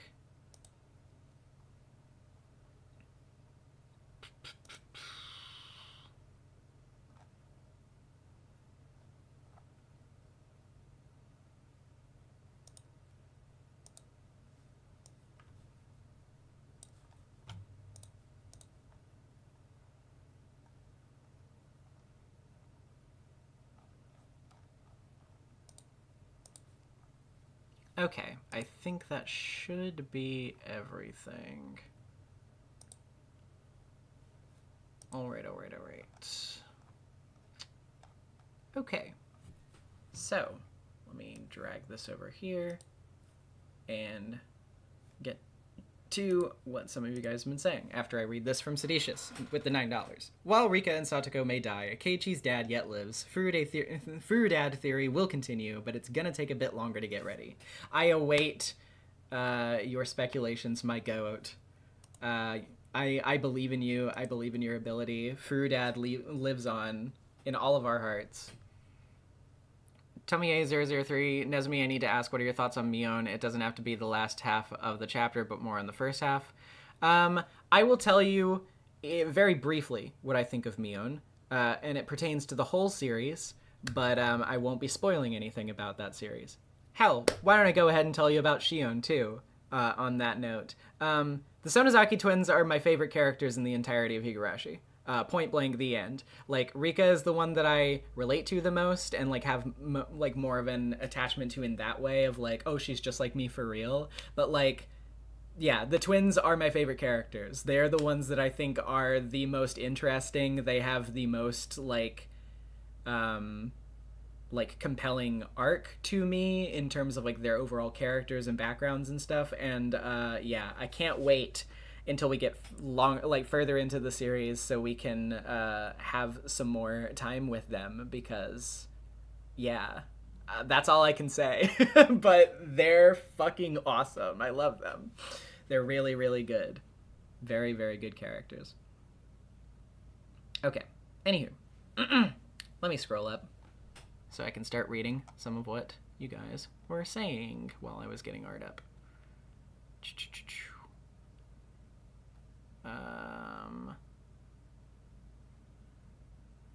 Yeah, no theories. How I feel in chat. Olive, well, what was reality? Was it all an illusion to cope with the fact that he was about to die from Mion? So many questions, so few answers. Shrugs. Gona. Okay, here's my theory. I call it, here's how I can still win.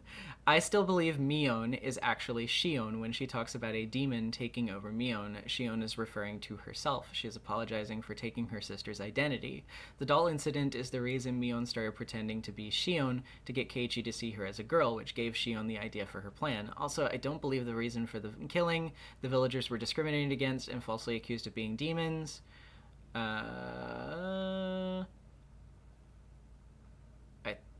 Okay, but also woman was right and they still kill people and are demons. The explanations contradict itself. I trust Ryukishi. I don't think this is the answer. The Shion in the dungeon said Keiichi has nothing to do with this when he also broke into the warehouse. Doesn't she know why she's being punished? We never fully hear Shion apologize. We don't know what exactly she's apologizing for. As for why Mion would call Shion Big Sister, I think she was tortured for days and forced to take Shion's identity.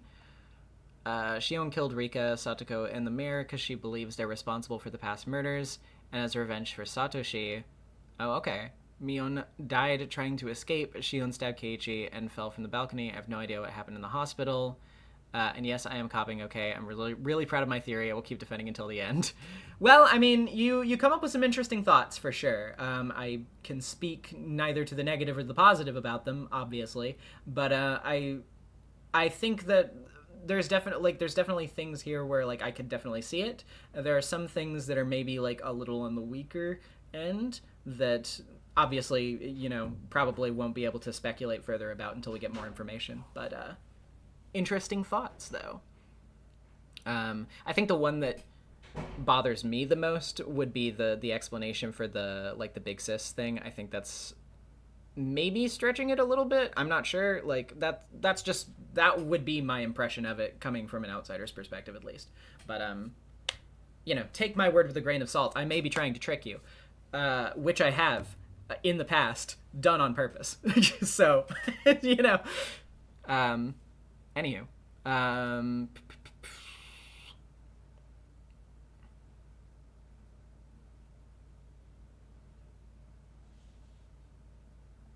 let's see.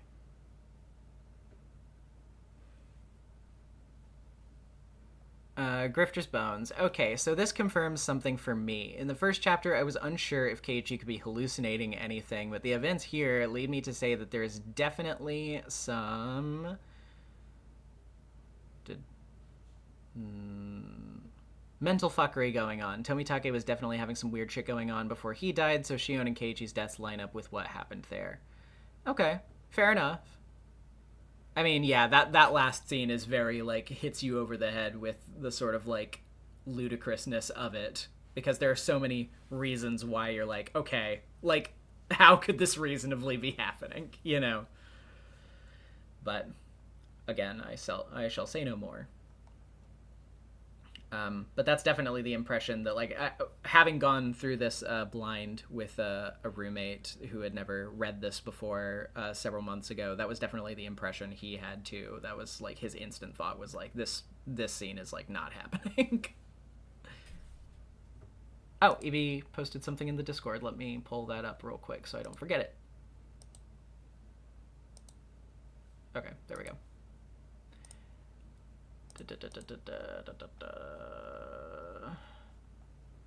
Okay. Sorry. Just gotta pull the chat back up. Okay. I have no idea. Also, it's been a couple months of those long videos I watched. The ending still confuses me. I barely remember what happened, basically. Well, we'll have time.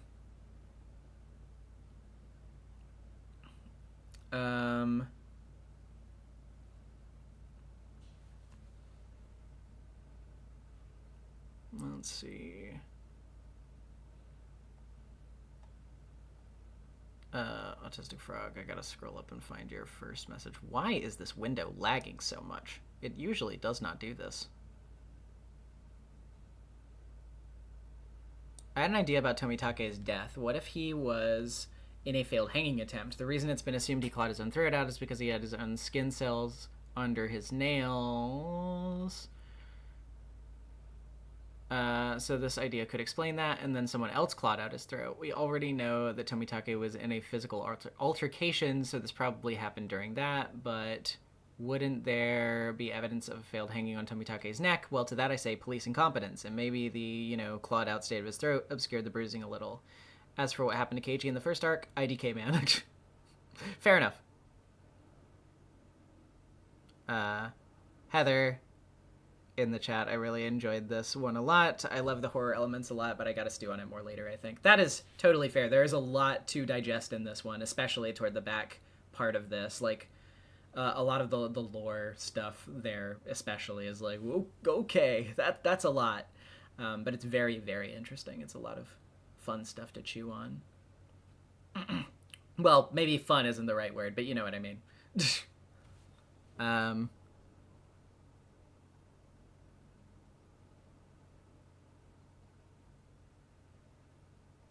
Writer for Life 724. I sadly can't do any theorizing since I read this a while back, but I'm looking forward to reading the manga now that I have the whole thing in its original Japanese. Wow, congratulations. I actually just myself over the holiday got the last 2 volumes that I needed of Arc 8 in English. So I own the entirety of the original Arc run 1 to 8 in the manga in English now myself.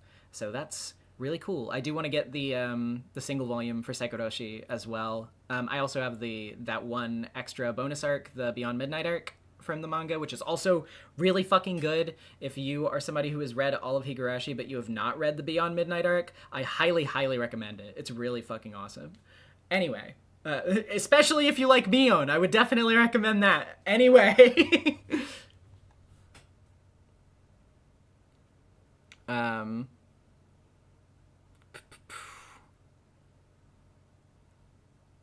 Let's see. God, the window lag is killing me so bad right now.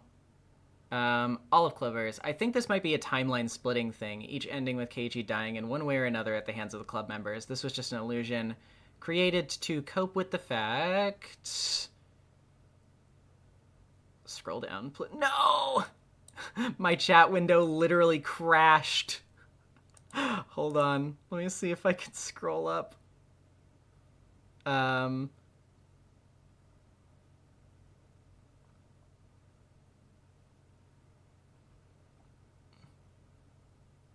Keiichi was going to die, be brutally tortured by the hands of Mion. The ending, breaking his illusion, marked the beginning of the torture session. Eventually, each arc will be a different timeline, with each club member being possessed or taken by a demon, and ends with Keiichi dying. Thanks for coming to Clover's Nonsense Theory Corner / TED Talk. Interesting thought. We'll see if it pans out for you.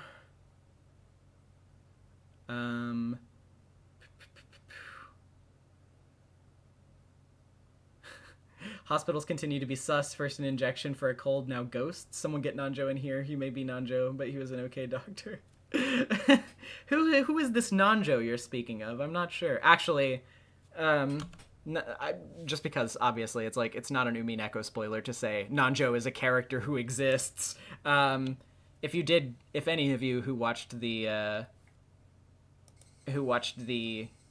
Umineko streams caught it earlier when there was a doctor in there, I did give him Nanjo's voice for the funnies. I thought it would be funny. There was no significance to it. I just thought it was a funny thing to do. Dragonite. So the knowledge that Takano's time of death doesn't line up with the events that occurred from Keiichi's and Shion's perspective. POV instantly makes me sus of her. The Takano corpse was totally faked, though IDK how exactly. Shakano is a possibility, but feels a little too contrived to me. I mean, hey, they would have set it up, I guess, with Mion and Shion here. That would have been funny. But yeah, I don't know. Interesting thought, though. I mean, Takano is definitely a creepy lady, if not outright suspicious, so I can understand why people would find her sus. Let me just have a very normal conversation with this 14-year-old boy about ritualistic sacrifice and murder.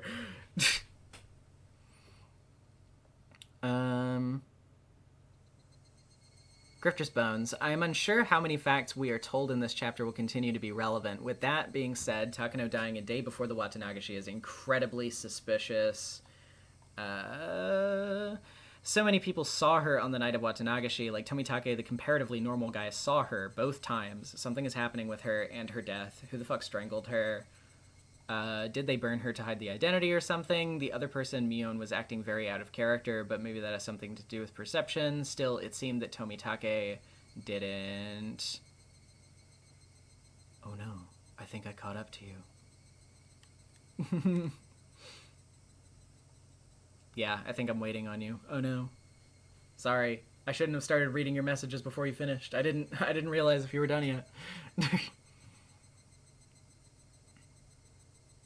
No pressure. Notice anything about the dead woman right next to him? Does Rika syringes have to do anything with anyone else? Was any of that last bit real? Was Mion actually Mion? Does all of the families have? Got off. I'll wait, don't worry. But I will also look at other things here.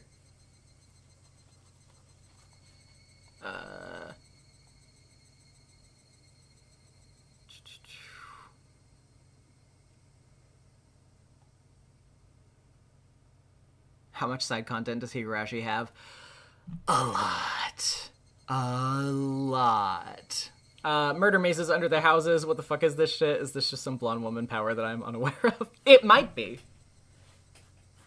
But yeah, no, there is a lot of side content in Higurashi. A lot. And yes, it is of varying quality.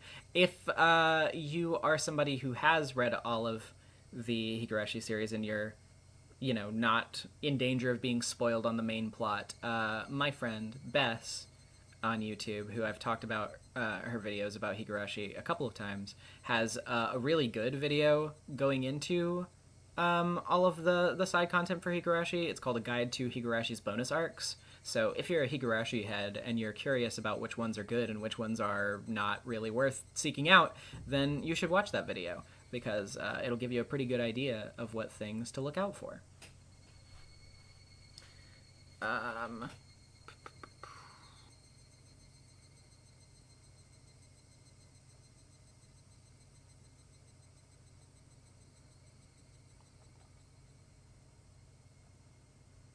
Thanks for hearing me out of my theory. It's most likely wrong, but that's what theories are for. No, exactly. We're all having fun here. Even if you throw out a theory that ends up being wildly, crazily wrong by the end of the series, we're not here to shame for outlandish theories. I mean, we're all coming off the heels of Umineko, where that was just a commonplace thing to do. It's just part of the fun. I like everybody being able to throw stuff out while we go along on the ride together. Diddy Gun, something that interests me is that Shion was hearing things Keiichi couldn't hear, plus Mion low-key flipping out, with the latter in a way reminiscent of Keiichi's Chapter 1 episodes. There's some sort of madness that's latching onto different characters in different loops. Interesting. Okay.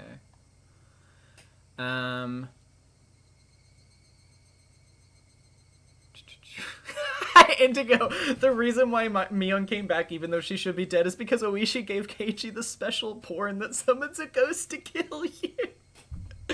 I think somebody solved it. That's true. We all know about that. Jesus Christ. Oh man. That's really funny.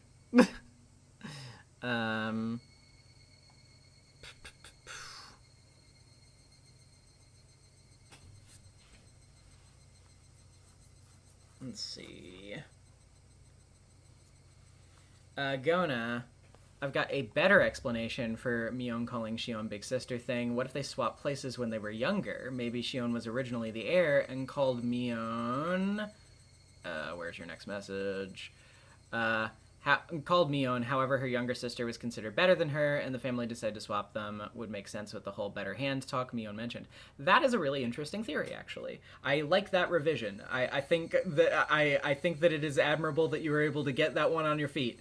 Quick turnaround. I like that. Once again, I will say nothing of its validity, but I'm impressed by how quickly you were able to turn that one out.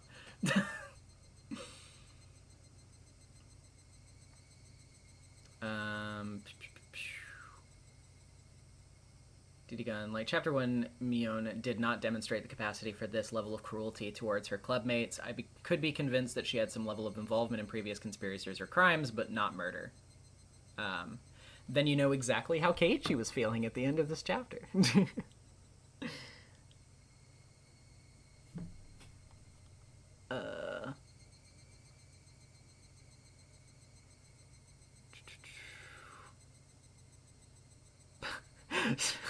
Tomitake is literally an anagram for I eat Tomk, and while I don't know what Tomk is, I wouldn't trust someone who eats it. Awesome. That's so true.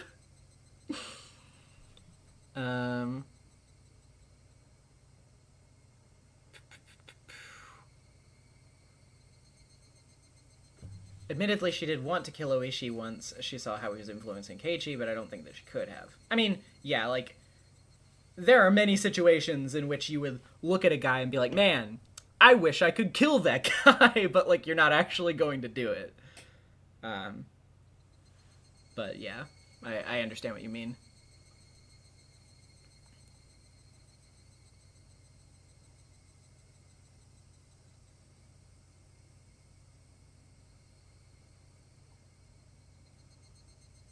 Throughout so much of these events, I have genuinely been wondering if gas leak could be an explanation.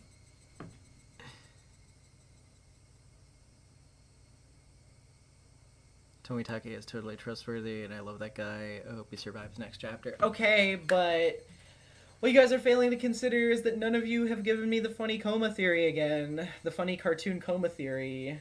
Tommy Pickles is in a coma and all of the Rugrats are dead. When's that? When's somebody giving me that? This isn't a real theory, chat. Nobody has told me that Ash Ketchum is not really in the world of Pokemon and that he is just a normal human boy who is having dreams.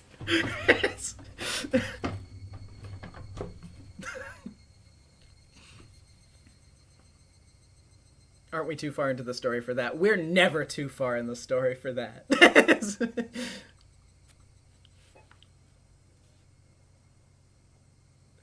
Okay, Keiichi's in a coma and all the club members are dead. There you go. That's more like it.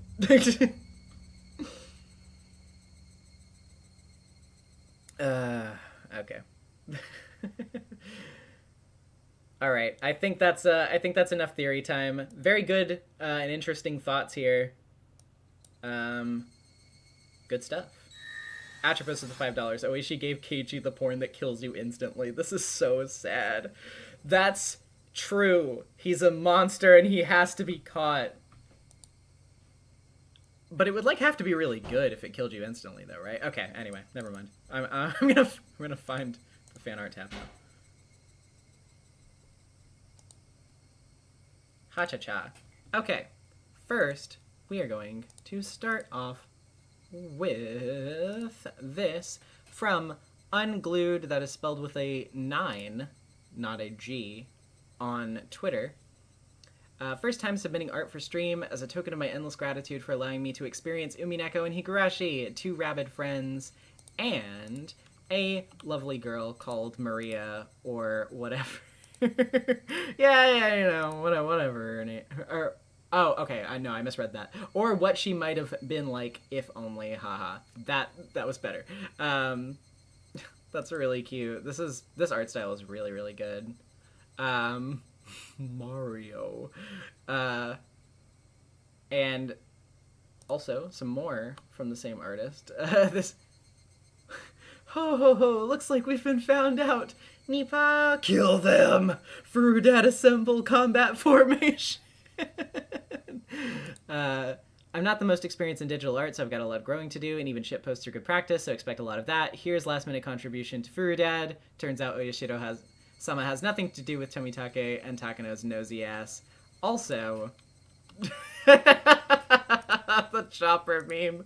I'm so sorry for that KG monstrosity, but for some reason I got the idea after that scene with Rika. This is really good. I think that this should become an image macro that we use in the server. I hope that people continue to use this. This is really good. Oh my god. Thank you. Really though, your art is very cute. You did a very good job, especially with that Maria. Yeah. Next up, we have this from Chiyoko at Chiyoko Arts on Twitter. Another one to add to the Sonozaki twin joke. A secret fourth twin, Leon. They just keep expanding. It's like mitosis. They just, they're a single-celled organism splitting. It's crazy. The kids these days. What will they get up to next? Very good. Moving on to Tumblr, we have this from our ever dependable Dingo's Trash with the great art style. New year, same when they cry. Let's keep doing our best. Wanted to draw the twins in some cute kimonos, and New Year is certainly a good excuse. I really like this. You did a really good job with this one. The outfits are really, really cool looking, honestly. I really like the expressions on this as well. The little silly blip face. Very good. My favorites, my favorite characters, you did them such justice, as you always do with every character you draw. Very good. Thank you. Next we have this from a-pining-tree on Tumblr. Rena with something cute. Yeah, you know, something cute. Keach-kun, I'm gonna blast them the fuck away. They're never gonna know what hit them. Very good. Thank you, Rena. Thank you, Pining Tree. Next, we have this from Kitsu Smiek, that is KITSU-SMIEC on Tumblr. Rub the bottle, a demon pops out. I hope it's okay if a bit of blood is shown for the second image. Yes, it is. It's a violent series. It's to be expected. I keep drawing my girl Mion when rewatching the VODs. She is a little fucked up and twisted, but I think, like, maybe one token therapy might fix her. Song lyrics chosen, since I couldn't get it out of my head, from the song, Oitranwe, I'm not sure if I'm getting that right, hopefully, by Taco Hemingway. And this is really, really good. Like, I really, really like this. So you did a very good job with this. Very pretty. And the art style is really, really nice. Very well rendered. Yeah. Very, very cool. Thank you. Yeah. And moving on to... I assume this is Polish? Yeah, yes. Okay. Cool. Cool. I did not know. But thank you for telling me. But yeah. Discord. Or no, wait, not Discord. Blue Sky first, actually. Oh my god, I keep clicking on the wrong window by accident. Anyway, this one comes to us courtesy of Harmonia at Vinny-the Creature, Blue Sky Social. The girl. Oh, baby. Very good. We love to see her smile. Hopefully, the next next stream will be kinder to Rena. Because, damn, were things not looking great for her in this one after everything. It made me very sad. This one is really fucking cool. From Don Pon, also on B Sky. Who is Phone? And it has the overlapping with the Mion and the Shion. This is really fucking sick. I love this one. I really, really like how this looks. You did a fantastic job on this. Yeah, I don't know. I can't compliment it enough, like, for real. This is really, really cool. This is probably some of my favorite fan art I've seen of the twins in a while. And believe me, I am always in the market for cool fan art of the twins, so I see a lot of it. And this is really good. So fucking excellent work. Yeah, really, really cool. Moving on to Discord now, we have another work in progress shot from Chiyoko of the big Umineko OC collab. It's coming along really well. I'm very excited to see the final product. Last minute art, sorry, as always. Don't worry, I will get to it when I get down the list. But yes, next we also have this wasn't sent today, but I did want to feature it anyway. Sad Boy's wonderful art, as always. Sadboy_alert on Twitter.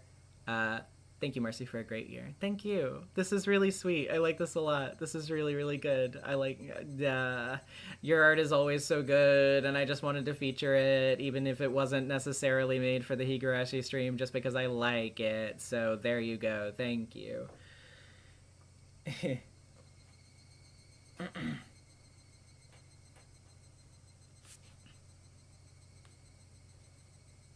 Marsan, oh, you finished the whole entire series? I thought it was just the first game move. No, when I started the series, I was thinking that it was just going to be a small thing, but then people really liked it, so I continued going with it. So yeah, I did finish all of Umineko. It's in a playlist on my channel. Yay. But, yeah.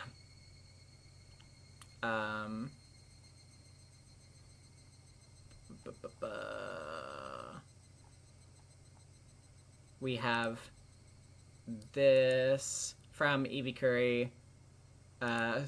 for tonight's stream. Hee hee. Oh god. The fucking Fist of the North Star meme gets up behind your ear. お前はもう死んでいる。 Keiichi, NANI?! Ah! Very good, very good. Oh, I just remembered, Marcy, did you get the tattoo? Yes, I did. I posted pictures of it on my Twitter and Tumblr. Hold on. Maybe I can, I don't know. Can I switch to the other window real quick? Sorry, this is gonna be quick and dirty. This isn't gonna look good, necessarily. But I'm switching layouts real quick because the Higurashi one does not have a webcam view. Let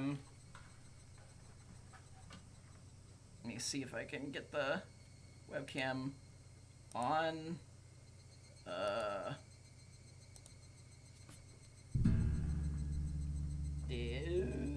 Yep. There you go. You can see it. Tis the tattoo, the Umineko tattoo that I promised to get. It's there. Yay. I really like it. I think it came out really, really good. So, yeah. Webcam off. Okay. We can switch back to the proper layout now.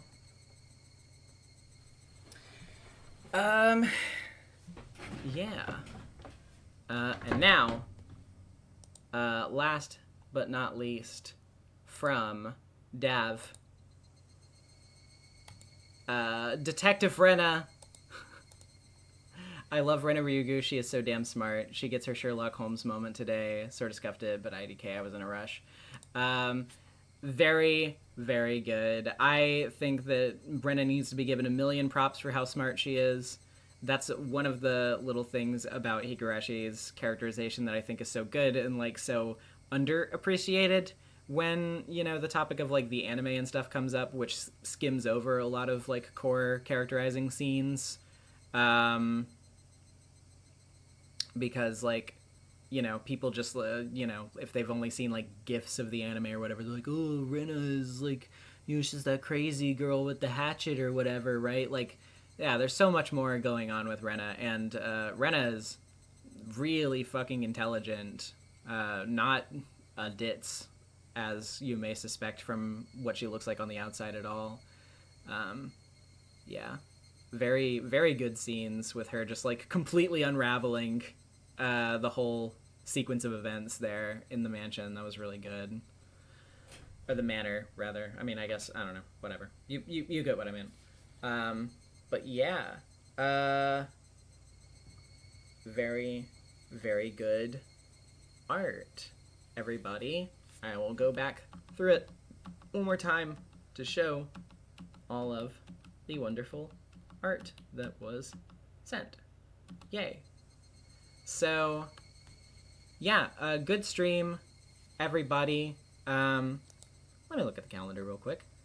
Yes, so because we had like a 2 to 3 week break, I'm not going to make you guys wait another gap week for Tatarigoroshi.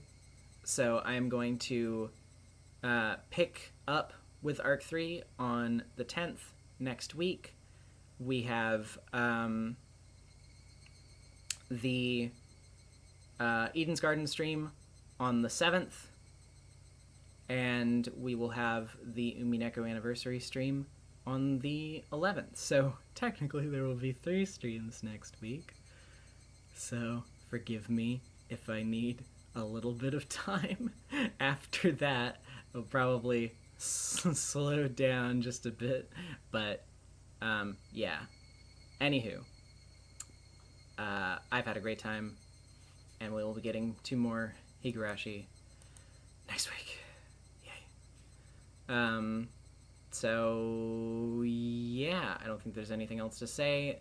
Thank you again for watching. I will see you all next week, and also for more videos coming out. One should be coming out this month at some point. as well. So, yay. See you all later. Had a great time. Peace!